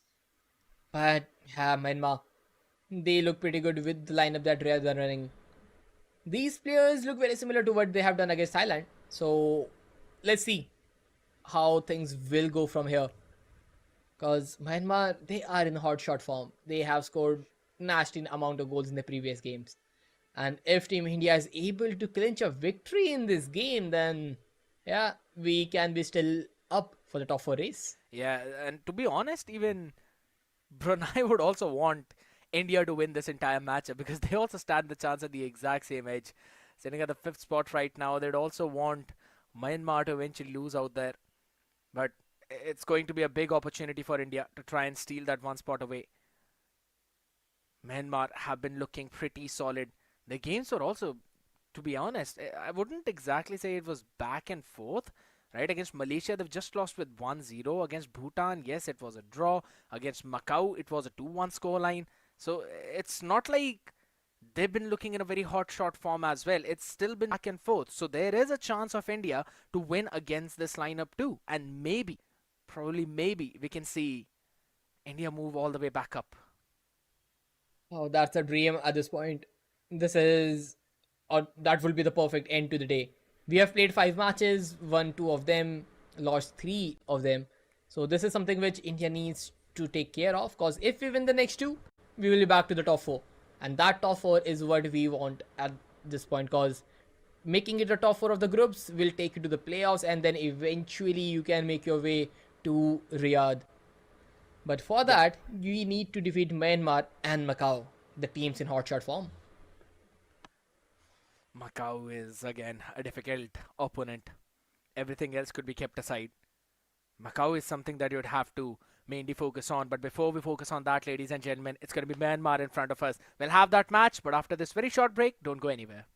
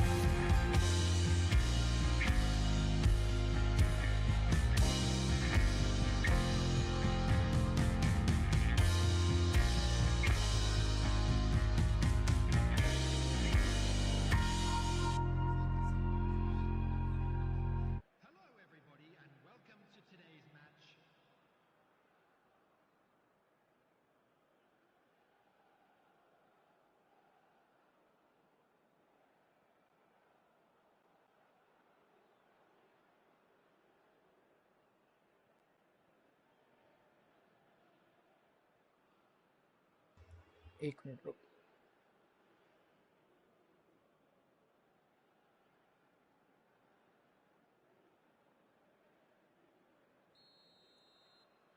Welcome back, everyone. We are live with another matchup of the FIFA E World Cup regional qualifiers. It is game number 6 for the day, and India are taking on Myanmar, attacking from left to right yet again. Myanmar in the red kit, they are in hotshot form, while India, despite having a rough start to the day, we ended up winning our game 5-2 against Guam. And let's see if the Myanmar game can result in our favor as well. It's going to be a big one right now.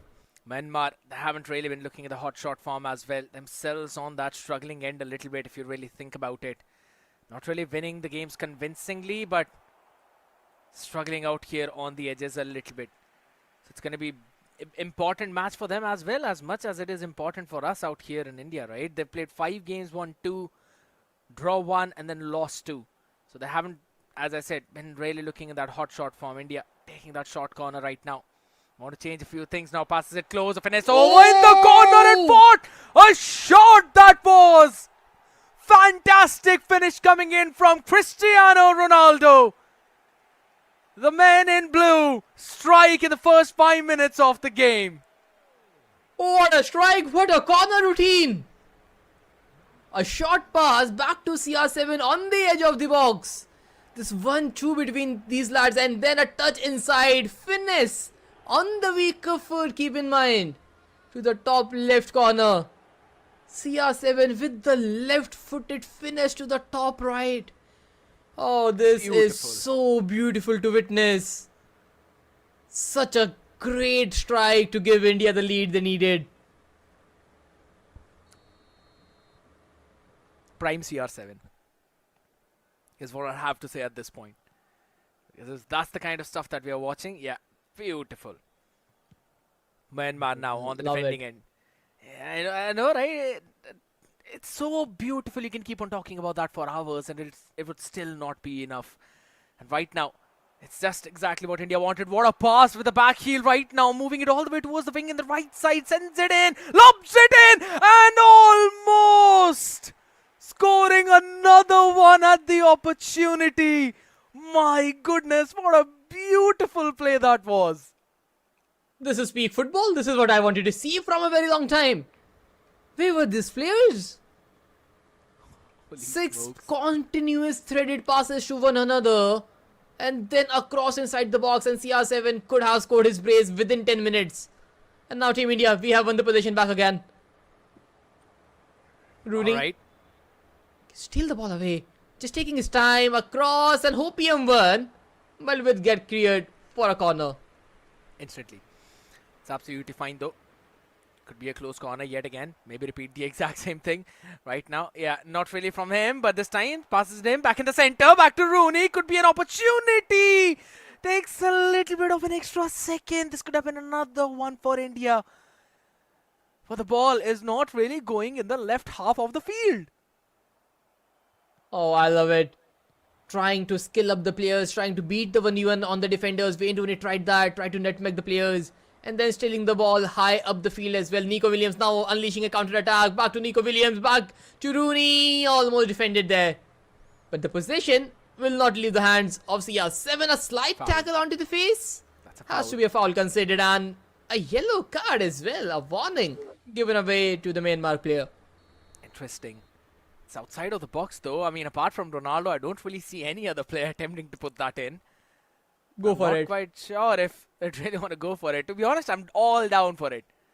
If anything, I really want to have a look from the Ronaldo's POV this one. Or they change it. And maybe because of this, they're kind of looking for a header by Ronaldo to put it back in the net. Maybe a 1-2 passes inside the box, and yes!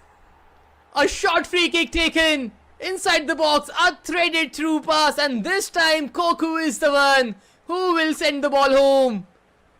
Another beautifully orchestrated set piece from Team India. And the eTigers, they are back in form. This is the India that we wanted to see. This is the exact flow which we were hoping for them to bring it on. What a beautiful set here. Sets it all the way up for Koku, and he moves it in towards the bottom right corner of the net. Goes in back, and that's the celebration. India are looking at hot shot form right now, and Myanmar, I mean, they are struggling just like how Guam did in the first 20 minutes. 20 minutes and 2 goals already been scored.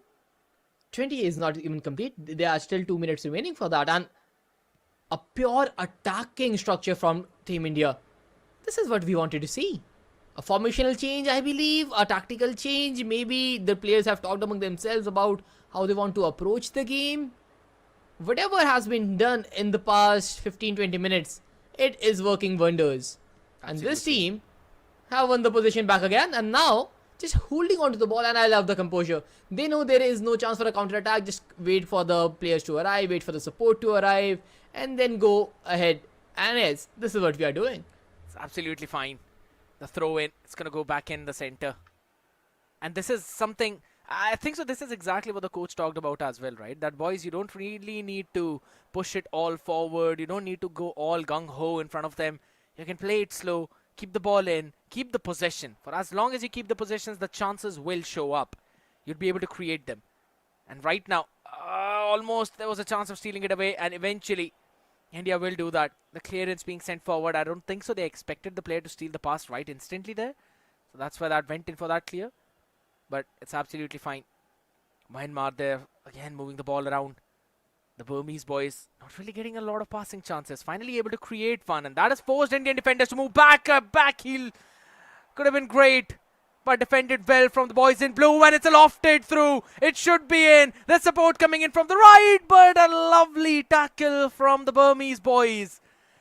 Will push a chance for their own time right now. Moving in from the left wing as well. A chance to maybe convert this one if it sends in. Almost there. But okay, we are going for another attack. Just running around. Another threaded pass on the wing. There could be another possibility to score one more goal. Man, now CR7 finding the space back. Down to the midfield, inside the box. The tiki-taka play style is coming onto the way. But the rebound, it is not falling away. The shot has been blocked, but we win the header back. Onto the possession and passed. A touchdown. The goal is wide open, but nobody to send the ball home. The positioning of the players not really in the way we wanted to see it, but it's absolutely fine. They still have got the possession back in right now. 2-0 already, and it seems like the third one is coming soon as well. The pass being blocked, taken away, it's going to be stolen. The ball was not kept close in check. High out, river out here. Pass to the back was stolen away, and finally Myanmar are able to steal it again. Eventually lofting it through. The defender should win it, so it's a ball of India. Just holding on to the ball. Yeah, we are stealing the possession yet again. Running down the wing, and Myanmar, they have barely built up any chances in the entire first half. It is almost coming to an end. It is just all team blue. Well, finally, their defense is looking a bit decent out here right now. Constantly going in for the double presses. They finally realize that the boys in blue, they're kind of keeping the ball a little bit longer than necessary. So they're trying to find their own chances, but this also opens up opportunities on the wing like this. Right now, India. Oh, what a lovely play. What a lovely cutback, but it's been defended well. Blocked at the last second by the defender. The positioning around the corner, impeccable from Myanmar. But still, in the extra time, there's an opportunity.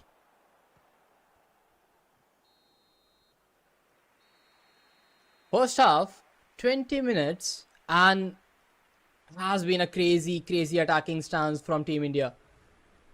The fact that we have scored 2 goals and created numerous of them, it is huge. And this is what I wanted to see.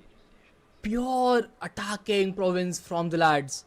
Good tiki-taka, good passing options.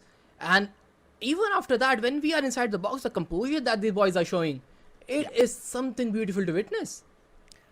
It's like everything has been flipped instantly.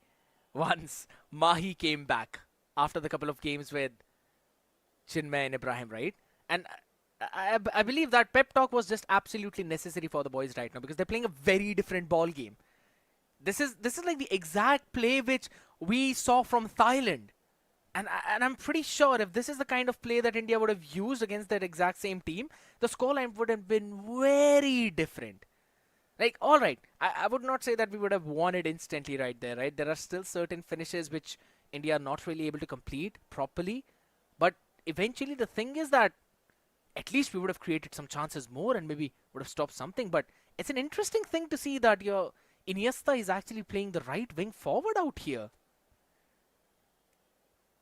That is definitely something which I'm not sure what value he's giving from that, since he's not the paciest of the players to be run down on the wing. But hey, you want to run defense style, and Myanmar is going in for it. But India, they are happy because they are the ones who are able to make things happen. I mean, as long as India gets to win out there with Iniesta on your right wing forward, I'm absolutely fine. Go for it. Full support out here right now.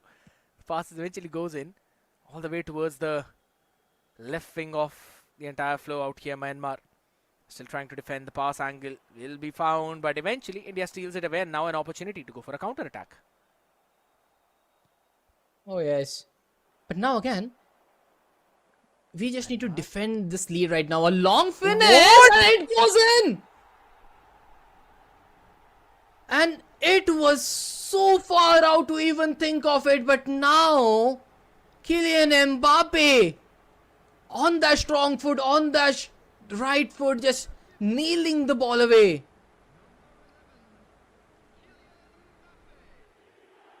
Wow, what a strike. Impossible shot. Impossible shot being converted. And it's not even like Schmeichel was not there. He was there to try and save it. Goes right above him. Little bit to the left. Touches the crossbar and moves back in. Absolute disastrous result for India, but the hope reignited for the Burmese boys. Oh man, the score line, which was in very comfortable manner for us, 2-0, and now just one goal advantage is all we have. We need to either keep this lead or just go with our natural play style of keep on attacking, but not by these lofted through balls. By the build-up that we were creating in the first half, more chances will come our way, and this is what I want to see. Yeah. Again, close passes coming in. Eventually move forward. Though still stolen away by the boys in red. And they've got a chance right now. 4 defenders, 4 attackers. An opportunity. 1-for-1 is all you need to do. Still some extra people on the wing out there. You can eventually pass it back in. An opportunity out in the center. Sends it out for the header as well, which does not connect well.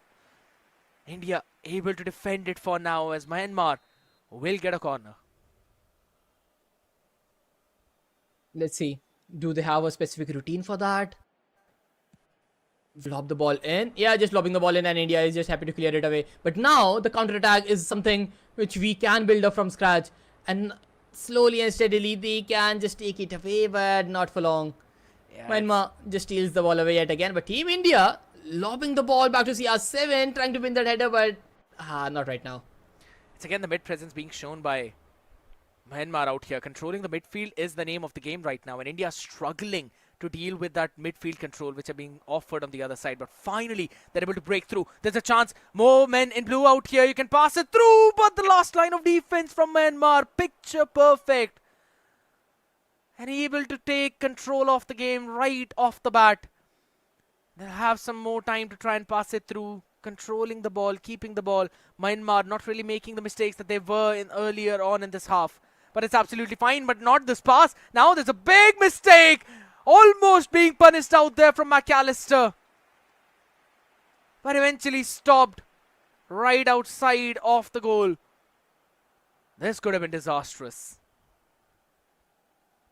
The lead, which was making Team India comfortable in the first half, is slowly slipping away. Oh man, this is not looking the type of result that I was expecting. Although we are still in charge, we still have to go and we just have to keep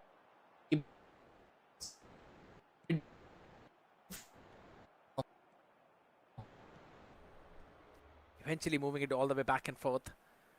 Myanmar got more men in the attack. An opportunity of India to go for the counter attack, but the defense needs to be impeccable. If the defense is good, yes, we'll have a chance to maybe make up in fourth. Right now, Schmeichel sends it all the way far forward. Should be a goal kick or maybe an offside. It was an offside.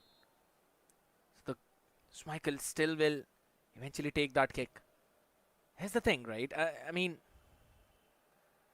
I absolutely understand that Myanmar are actually going in all gung-ho for the attack, but that should also create some openings for India out there on the defense. And I think so they've got a few extra chances, but they haven't been able to convert it properly into a shot on target. That is true. But again, if we look at Team India, will we make some changes? And yeah, it looks like we are going for some changes. Maybe trying to just spread the midfield more, like for like change up front. A striker with a central attacking, maybe going for a secondary striker only. No cams. Yeah. So they are still trying to possess their attacking threat. Maybe even CR7 is a replacement at this point. But the stamina bar is definitely depleting. I kind of agree. Maybe you can replace CR7 out here right now, but I love the fact that, you know, bringing in Federico Valverde out here in mid, you'll get more chances into making those aggressive attacks, while also bringing in him a little bit closer towards the center would mean the opportunity that, or rather the fact that Myanmar is exploiting an open mid out there with a far wide winger formation, it will be a little bit less. I kind of want to see Snyder being replaced out here as well, because India have been trying to make a lot more plays on through the right side of that entire field, through the right mid and right wing. So Snyder's stamina is very important. That is so true. He will be the main pivot in the attacking sequences. But for now, Team India, they need to just hold the ball and yes, just clearing the way for a throw-in. A threat from Myanmar yet again. Holding on to the lead for 20 seconds for the next 20 minutes is what we want. Not conceding any other goal. Because a victory is what is required. A draw is not acceptable. For now, a lead of 1 goal. 29 minutes more to go. Sending the ball all the way back in, though it's going to be moved back out. Stolen away perfectly. Lovely tackle now. And this is an opportunity. It's an open ground. It's an open field. You've got a support coming in as well from the other side. The pass not going to go through. It goes in towards the left wing. India, I think so. They've missed an opportunity out here right now. Sends it back in. Tries to make the header. Rebound comes in. Collected. And scored as well. A mess up that we thought almost happened, eventually brought back in, and guess what? It's the man who I thought they should replace. I take my words back. It's Snyder for scoring it. The positioning play, the fact that they wanted support at the front end at that point. Because CR7, he cannot run the entire ground, and the score with 2 defenders just closing down on him. Goes to the left wing, comes back to CR7, settles the ball for Snyder. The passing sequences, the composure that these players had. Oh man, this goal should be enough now for Team India to secure another win for the day. Initially, I thought maybe it was a rebound out there because I did not expect that kind of pass from CR7. But what a sequence. You absolutely love to see it. And now on the back of it, the momentum fully grabbed up, a through ball into the center, returned back over towards the left wing. Snyder coming in from the right one, eventually stolen right from the left one itself.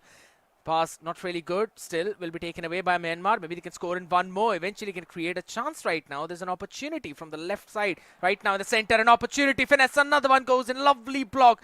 India learning from their mistakes, not giving that opportunity again to the same. A slight tackle to stop the counter-attack. Another yellow. Another foul conceded, and yep, the desperation is showing up in Myanmar. They are looking hungry to win the ball back because the 2-goal deficit is what they want to overturn in the next 10 minutes. But, ouch! Okay. A misattempt pass, but still a throw-in. Nothing to worry about from here on. We will still have time, but hey, the nerves are definitely coming into the play. You could clearly see that happen. You've got to monitor your heart rate out there, man. Calm it all down, though. Looking at this formation again, you've got 2 people who are attacking Eventually, Ronaldo will be brought back out. Bebeto is going to be put all the way in. Centre forward is actually where the positioning is. So, to be honest, I think so that's working out super well because that gives them more opportunity to play around mid when you're working on your defense. And I think so it kind of counters what Myanmar is trying to do. With their aggressive attacking, the defense line is thin and open. So you're not really pushing your player out in the defending line. You're still keeping him in a position where he can take the pass. And that gives an opportunity to build up more play around the wing too. That's true. But again, all this is what I would still say you have to control the defense for the next 9 minutes now. Because now it is not about the attack anymore. It's about just holding on to the advantage you have already created in the past 80 minutes. 3-1 is the scoreline in favor of Team India. And the eTigers are looking out for a big win. This dynamic duo has definitely worked out. Although a long finish yet again. Myanmar, they are not able to find an inch inside the box. And looks like they don't need one as well. Because Kylian Mbappe will score yet another finesse in a different range this time around. And as and when the eTigers start to get comfortable, the French striker strikes with a long range effort, making the scoreline just narrow enough to give the breather to Myanmar. I have to say, a clearance was needed right over towards that last edge. The sliding tackle was not comfortable. It was not clean. It was, yes, mistimed.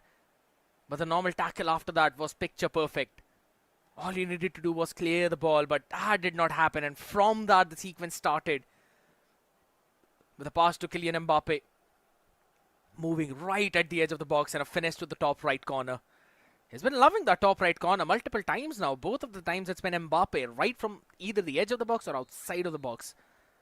So now again, 6 to 7 more minutes if you really think about the additional time as well. Maybe overall a 10-minute mark could be crossed in this game. So if you're India, you're looking forward to attack or defend, but this is not really something that you need to do right now. Mistimed pass, problems coming in, finally stolen away yet again.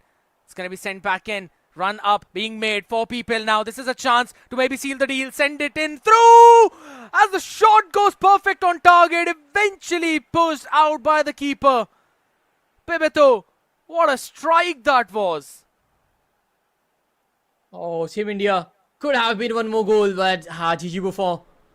Just right there. But now I just want to look at the clock. How much more minutes do we have to pass? 3 minutes plus stoppage time. Almost 5 more minutes, and yep, a short corner routine. Back to Bebeto, but a missed time pass.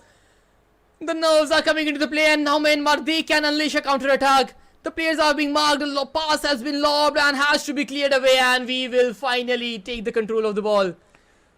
The stoppage time. Is it a +1? Is it a +3? It is a +6. Holy smokes, the amount of corners there were. But hold on a second. This pass could be crucial. Sends it all the way towards the right wing. Sends all the way back in over the loft. But eventually stolen at the right last second. Header not won by India. Ball next rebound comes in perfectly. There's an opening in the mid though. A cut coming in. And a shot from outside the box to seal the deal. You do it with Kylian Mbappe. We do it with Bebeto. And in the bottom left corner. What a shot from India. Oh, that ball roll into the finesse. A thing of beauty is what I would call it. Bebeto, the substitute there, leaving his impact and mark on the game already. The stoppage time was too much to deal with and just holding on to a +1 goal advantage. But then the ball roll into the top left corner. What a strike from the Brazilian forward. A +2 is what we have to hold for the next 3 minutes, and I believe this is the final nail in the coffin. Wow. India will go victorious in yet another game back to back. These lads have finally brought the confidence they needed in the entire day. And now we can finally hope to make it to the top 4. I mean, at this point, I just want them to score one more goal in the next 3 minutes so that they can bring the goal differential to 0. If everything's been happening in your favor right now, everything's been working, go for it. Little bit longer to try and survive out there. One overly ambitious pass towards the left did not really work out for Myanmar, and this kick should be it. Close pass though. It's going to go in for the clearance, and finally the whistle blows. India 4, Myanmar 2. Crazy performance from the eTigers. 20 minutes is what they needed to get a 2-goal advantage to them. Myanmar were completely on the back foot. They made a comeback though in the entire game slowly and steadily, but not enough to make sure that India trail back or even if they equalize. Because in the entire game, the eTigers always had at least a +1 advantage to their benefit. And then Bebeto with the clinical strike in the finish. That +1 goal in the end was so crucial, not for the victory, but for the goal differential now. Because this +2 will definitely look so good on the overall standings. And to be honest, in this red hot form, India actually looks like a pretty strong competitor to even Macau, right? Because Myanmar and Macau, they kind of went head to head. They were pretty close in that scoreline. So I think so now there is an opportunity for them to steal that win away and maybe rank up back in that ranking, because if you win, you enter in the top 4. If that is a draw, you're still at the 5th position. If that ends in a loss, India will move, or India will still exactly stay where they are. That is going to be the 6th place. A lot of permutation combination going on, I would say, because all these results will definitely depend on how the other games are also pivoting out. If Macau is having a good game against someone else, if they got a beating from someone else, if they got a big defeat from other team, the round differential or the goal differential will come down as well. All these things are going simultaneously, and to predict where the scoreline will end after the 7th match is definitely very difficult at this point. My goodness, you would not really want to know as to where Thailand stands right now. They're at the first spot, yes. They've got a 29 goal differential, my man. They scored a 13-0 against Guam. Wow.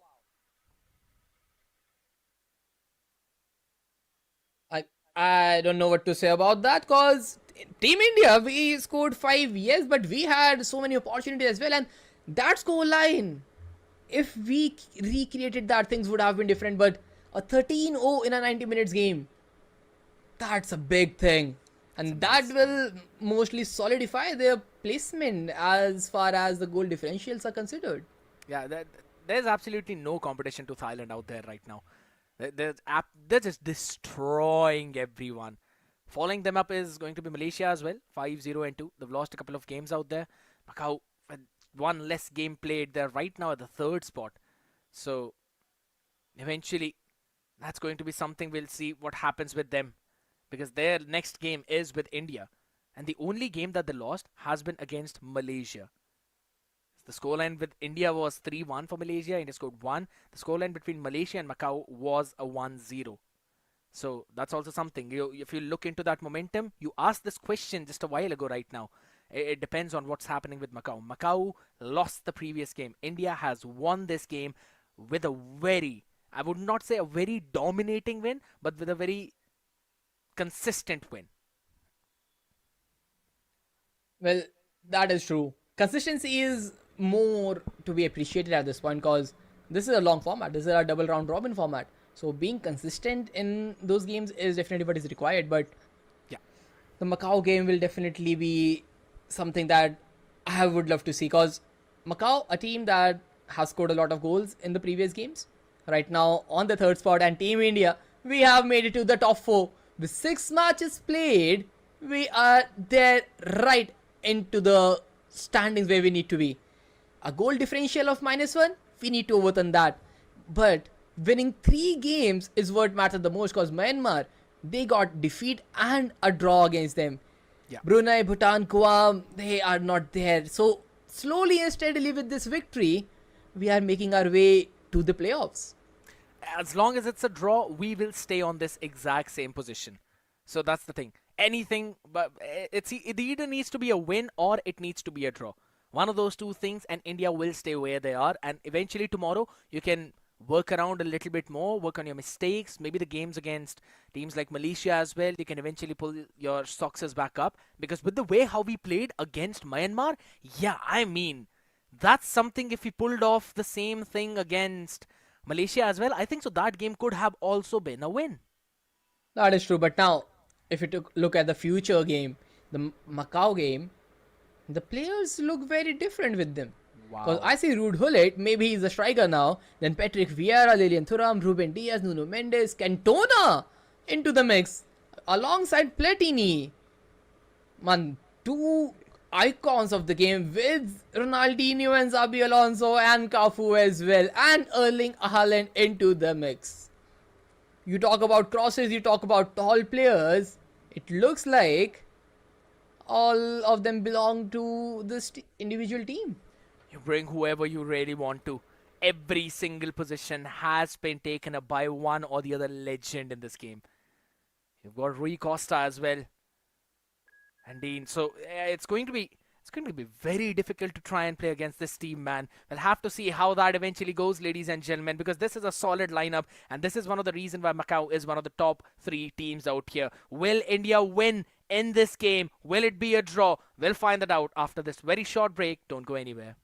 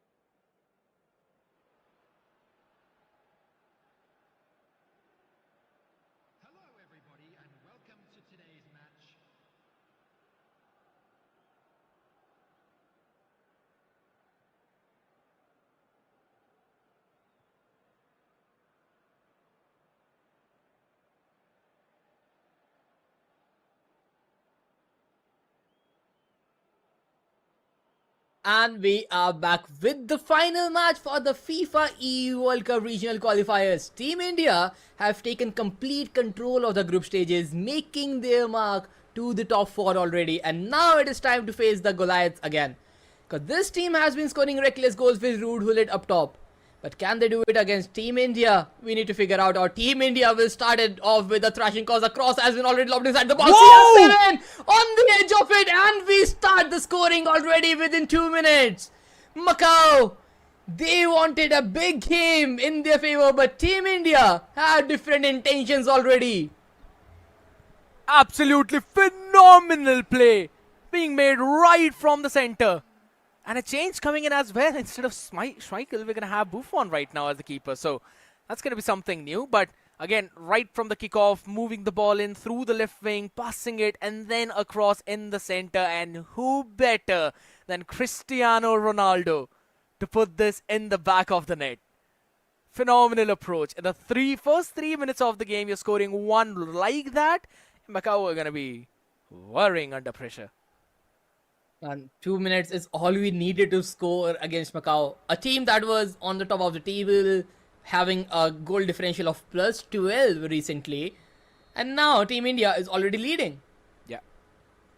This is the confidence I guess the eTigers needed. The games against Guam definitely have worked wonders in our favor. Because not just by victory, not just by goal differential, but the sheer confidence build-up playstyle that we have developed in the past 3 games. Seems to be that case. A very ambitious throw-in that was. Not really being sent over towards anyone. Oh, that header being won on the other side. It's Hullet, so you could eventually expect that to happen.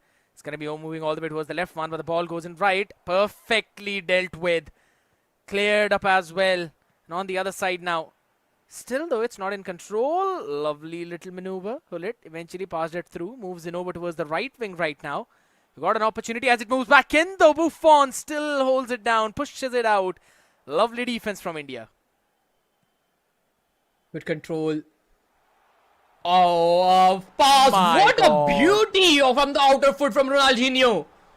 Setting the striker perfectly, and Platini, he is not missing that. A sitter served in the plate.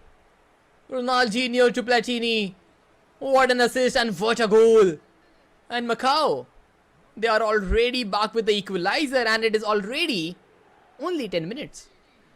Seems like this game is going to be either a very dominating game for one of the sides, or we're going to see constant back and forth throughout. But a lovely set from Ronaldinho, which you mentioned. And then a final touch by Platini. Now, this is the biggest strength of the composition that right now Macau are using and running with, right? They've got Hullet as well, so they can keep on making the plays which India just did to try and score. So India will have to worry about the runs on the wings, while you've got Ronaldinho and the players who can eventually set up people like Platini to try and just put one foot in and get that final touch for the scoring. So you have to focus on center as well. You can't really leave it entirely. So that's something you've got to be very careful about. That is true. But now, the one thing that can be said about this game is that no team can be comfortable. But what a last touch there from Bastoni. That could have been one of the perfect passes. It was perfectly weighed as well. But Bastoni just stealing the possession right on the front of noses.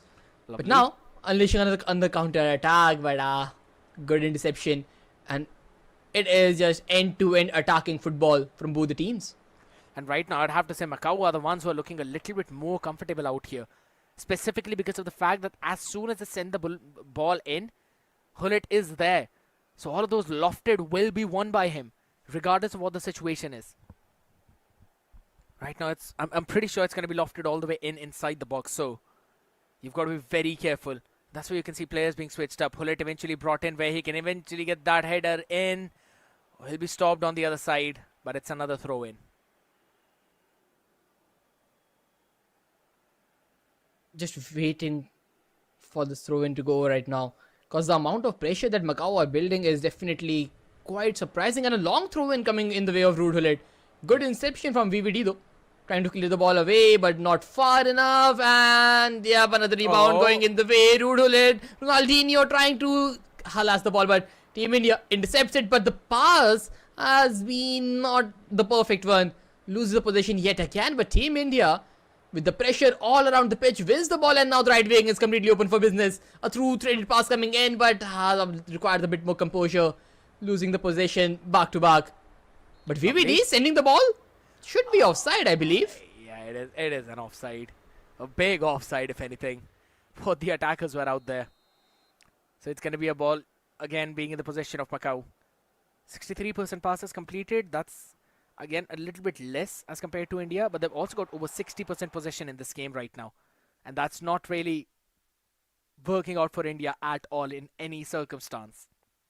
So that's going to be something which you'll have to eventually deal with right now. Again, if you look at this exact frame, the defense line looks so open, so out of the mix right now, and the shot will be taken and the goal will be scored.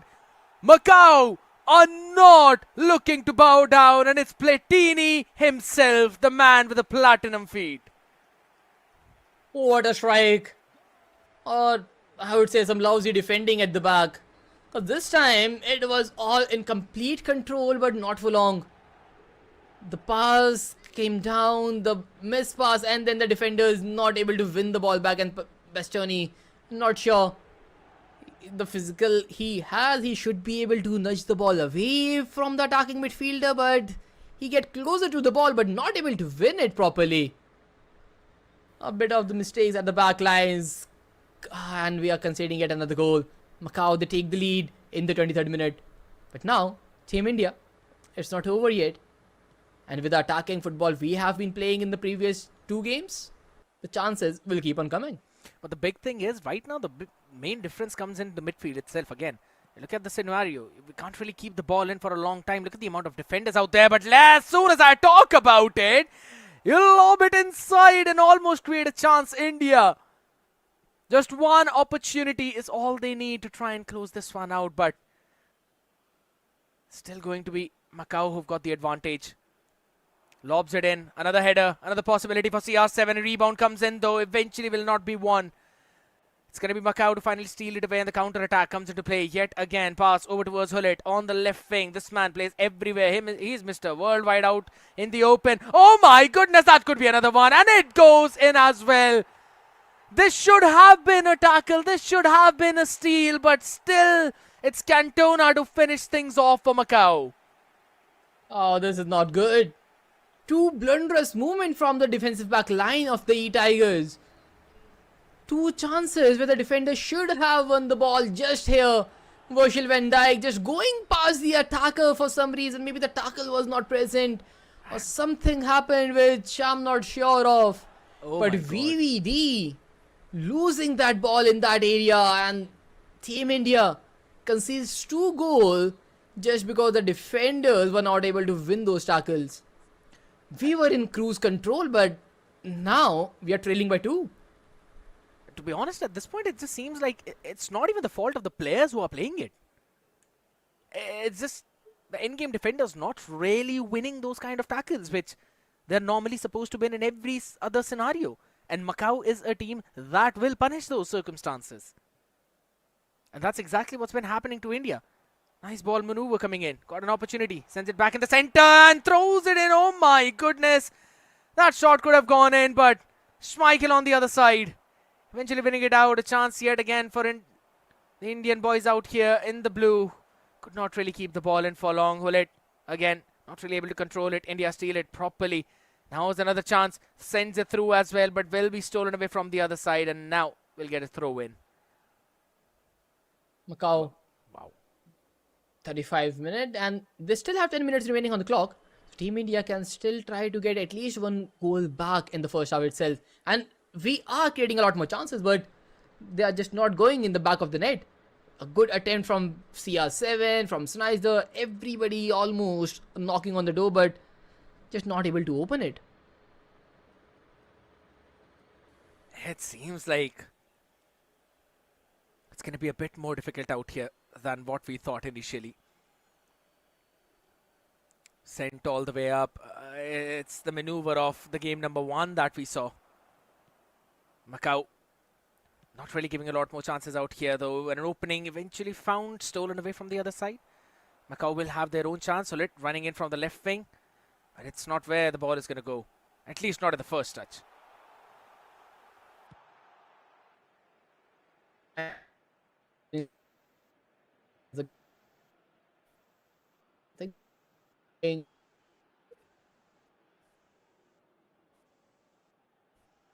Let's see how things will work from here for Team India. Another shot blocked. They have to win the ball back, and now a counter attack can be on the cards. A threaded pass. Nico Williams, a perfect heel, just running down the wing. The key pass, the cross, but not accurate enough. Not high enough for CR7 to jump onto it. Counter attacks could have been the key, but not this time. I think so. India will get another goal out here up and coming, but not unless they eventually stop this man. Finally, Hullet is going to be stopped in. It's all the way sent out forward, not to the close pass though. That's a bit of a problem out here. It's been stolen away in 3 additional minutes for the extra time. And if Macau controls it, there's going to be another problem, another situation of high pressure. It's going to be sent back out and forward though. Very presumptuous for Indians to try and steal that one away, but that's not happening. Deflected pass out here up in the open, mid, complete control with the ball roll. Now it's been passed in, it's going to be sent through. Another time, another chance though inside the box. It's going to come back in as India scores it at the last second. And it's Cristiano Ronaldo again for the boys in blue. Right at the edge of the half-time. India are now bouncing back. CR7, always the man of the hour. Whenever we need a goal, he is so ever present. A goal that was not likely to happen with the defensive structure that Macau was running. But then a rebound pass coming on our way. Just look at that. A cutback, missed, and then a back pass to the defender straight into his feet. And then the poacher instinct coming into the play, a finish to the top right. Perfectly done, perfectly orchestrated. 3-2, we trail by just 1. And if I'm not wrong, I believe it's going to be a start of Macau right now, so on the other side of the half. So that's something we'll have to work with, but it's absolutely fine. At least we're in the close contention. And if you really look at it, Macau have shot 3 times. All 3 shots have been on target and they've been converted in the goal. Indians have shot 5 times. All of them have been on targets. It's pretty unfortunate out here that if we see it's only 2 conversions here, but it's absolutely fine. More shots on target, more opportunities out in the future, and it's actually an Indian start. Let's see if we can actually capitalize the kickoff in our favor. If we are able to get the goal within 2 minutes like we did in the first half. Wow. But nah, the ball is just rebounding away. Up for Buffon's collection. Build up from the back is the call. Let's see. Long ball pass up ahead. Alright. It's going to be won by Macau without any major difficulties out here. And Hullet's not really leaving these headers. This is something we'll have to work with out. Pass right in. It's going to be sent back all the way towards the left wing though. But will be defended well. Still stolen away back in Indian favour. It could be a goal, but a tackle at the last second saves the day for Macau for now. And no equaliser found yet. But the pressure is still on. But Macau, they are already there on the counter attack. But Patrick Vieira winning the ball back. And now Nico Williams finds the player, but just a bit heavy pass on the end. Yeah. Not able to control it. Possession now finally being taken by Indians little by little. And that's exactly what they need right now. Slow and steady collection of the ball. The more time you control the ball, the more opportunities you will create. And that is happening right now. So it's going to be something that would worry Macau on the other side though. There's an opportunity for them to. Opening being created on the left side. But nothing and no one inside though. Gulrez is there. Finesse could come in and you're not really giving them chances. Lovely steal at the last second. Had that pass gone through, this would have been a score right now. But a counter chance for India. Maybe a lofted through this time. It was a grounded one and it will be stolen away. Was there. We are just getting closer, I would say. Macau, although, just lobbed the ball so frequently, then keeping the possession, but now on the wing, they are an attacking threat, holding on to the ball, but Team India wins the ball back, and now Nico Williams, he can make a counter happen, a long ball to the header, but nah, These DMs are not giving the attackers a breathing space.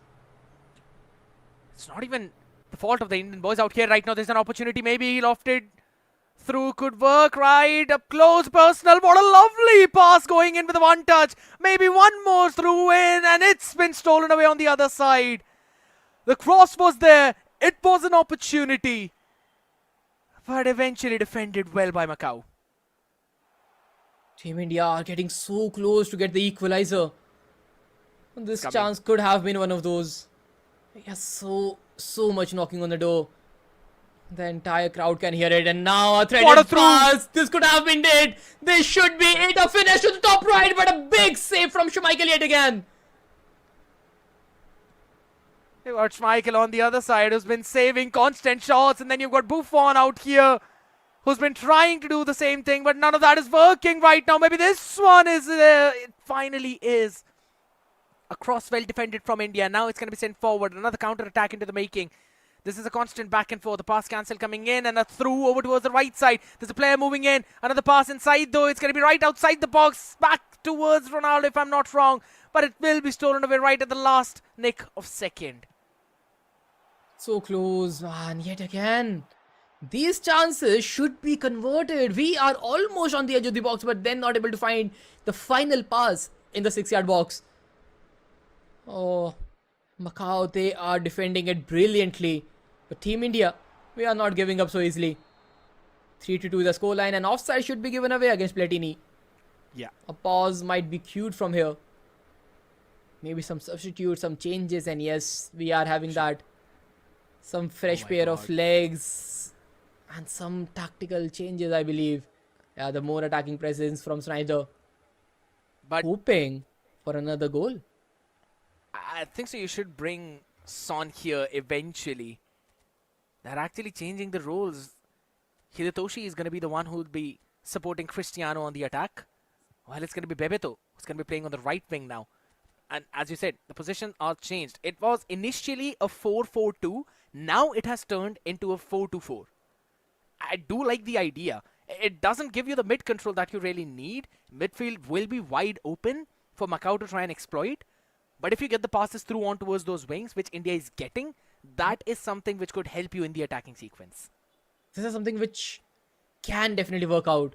But although, the thing is, we have very limited time remaining now. We need to make sure that whatever chances that we are getting, we are able to finish them. Because it's not like we are not able to create chances. We have created sufficient of them.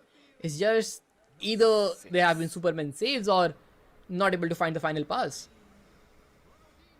6 chances out here that have eventually happened. But there is a substitute on the other side too. You've got Haaland in, you've got Rooney in as well.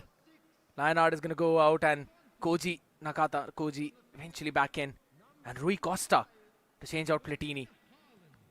Xabi Alonso as well is going to go out. So a lot of changes happening for both of these teams out here. Eventually, it's a full-fledged attacking chance now for India. And they're going to be sending it back in again over towards the other side.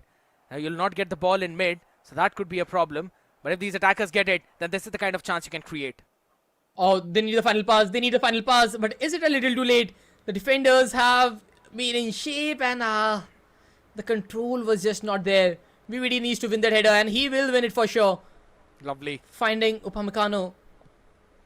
A long ball sent up ahead, wins the header. Ball still high up in the air. They need to control it, bring it down. They need an extra pass inside the box, but they're not able to twist or turn or find any opening whatsoever. But then now, Virgil van Dijk makes a mistake. Finally recovered. Still a chance to maybe win that header, though. It will be moved away. It's constantly been going out like the floor is lava, which you mentioned out here. But it's been from the both sides. And finally, Macau move it all the way back. Try and control it a little bit more. Slow it down. Make India desperate to maybe push out forward. It's going to be an offside, so it will be going in the favor of India. We'll have to wait and see. Buffon is going to take that kick. One chance, one opportunity to try and get this into a draw. The header lost. Ball out in the open. Will not be picked up by anyone, though. Who's going to get the throw in? It's still India, so we've got another chance. 88 minutes into the game already. It's difficult. They need to keep the ball down. Oh my god, Hullet. Should be covered. Running. We have the passing lanes covered at this point. But now the time is the biggest enemy, and yes, the +1 will not do any justice.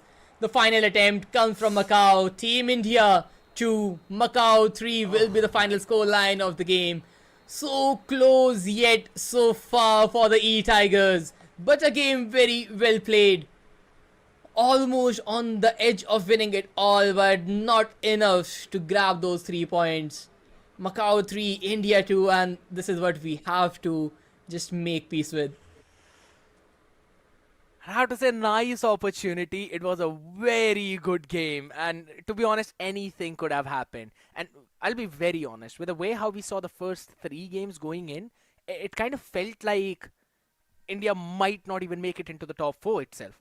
But with the way how things changed after game number 4, in game 5, in game 6, that's where we saw that big comeback. And I think so if this continues, maybe tomorrow we'll be performing even better. So we'll have an opportunity to stay or maybe even move up in that top 4 ranking itself though. But I really like the way how the boys played over towards the later stages, so it's absolutely fine. That is so true. Because the initial 4 games that we saw and then the last 4 games that we witnessed, they have a very drastic difference. Because those last 3 games, they had a lot more possession, a lot more chance creation, more ground passes, more threat in the final third, and definitely more goals scored. Maybe we were just lacking confidence in the beginning of the day, and then with the game against Guam, we got that confidence back, and the boys looked really, really in shape. I think so that is obviously going to be the scenario as well, right? Because you need that reset, you need that mental reset as well. The coach giving you some choice words, telling you about the mistakes that you were making, and I think so this is the big thing, right? The coach telling the boys that it's fine, don't lob it too much, pass it close, move it around, slow the game down, yes, hold the ball when it's necessary. So every single time when it was being done, India were able to create more chances. Even though in the last game the possession was mostly not with us, it is totally okay. It's again, I would have to say it was an absolute beast of a lineup from Macau. That is so true. But overall, the day has come to an end. We started the day on a perfect note with a victory against Bhutan, but then Malaysia, Brunei, Darussalam, and then Thailand were not the games to remember. But after that, we made a pretty good comeback against Guam, winning the game 5-0. Then Myanmar was a very good victory with a 4-2 win. A hard-fought battle, but we won that. But then against the game against Macau, pretty close, but you just cannot win all the games. It's absolutely fine. Sometimes the luck does not favor you too as well. There were a couple of chances which India made, but they were not really converted. It's totally fine. It was a pretty good day, I'd have to say. We'd probably be at the 5th position right now, considering the entire games that eventually went through. Maybe Brunei, Darussalam eventually above us, but it's totally okay. We've still got 1 more game. We've got 7 more games remaining right now. That is true. An entire set of matches will be repeated tomorrow as well, and we need to make sure that the performance that we delivered today, we continue it tomorrow as well. Because if we look at the overall standings, Thailand definitely looks the team that will secure the top spot with the amount of points they have, and alongside the goal differential of +29, it is humongous. But then Macau, 7 played, 16 points, they look in a very good spot, 15 points for Malaysia, so they are all in the driving seat. But then the top 4 will be the qualification ones. The 4th slot is completely wide open. That's the main thing, right? It's going to be the competition towards that 4th spot. And to be honest, it's not even that close. It's literally Brunei, Darussalam versus India. One of these 2 teams will eventually move up there. Myanmar, they were looking pretty hot in a pretty hot form in the first 3 games. But then eventually the rest of the games were not really that good. So they had to move all the way down. But it's absolutely fine. Right now, it's going to be a good opportunity for India to try and close things out, man. And I was super happy with the way how it ended. Yes, with the start, not that much. With the way how it ended, I'm happy. That's the performance we wanted to see from the eTigers. The performance that can make the goals happen. The performance that can make sure that we qualify to the playoffs. Because at this point, in this group stages, the only objective is to end up in the top 4. Find the duos, find the perfect partners that you are playing with. Because in the co-op mode, having the right partner with the same mindset is what is necessary. And I guess we have found the winning formula with Mahi and Ibrahim just playing together. I think so. this is something that we'd really need, right? With Mahi and Ibrahim playing together, I believe they played for 5 games and we won 4 out of those 5. So that is something I would really want to see a little bit more, even tomorrow, even for those 2 or 3 games which did not really go in our favor. So I think so that's something that India can really work with, and these are some new upcoming talents as well, with a very well experienced boy from the last year. So I think so that combination is working out perfectly. For sure, but the group stages are not over. This was just the first set of the round robin. Tomorrow we will be back with a similar set of the 7 matches played, and Team India will still look out for the top 4 slot because it is still wide open. But that's it for the day. My name is Spartus. Join me was Mr. Saishnu, Mr. Sked. We'll see you tomorrow.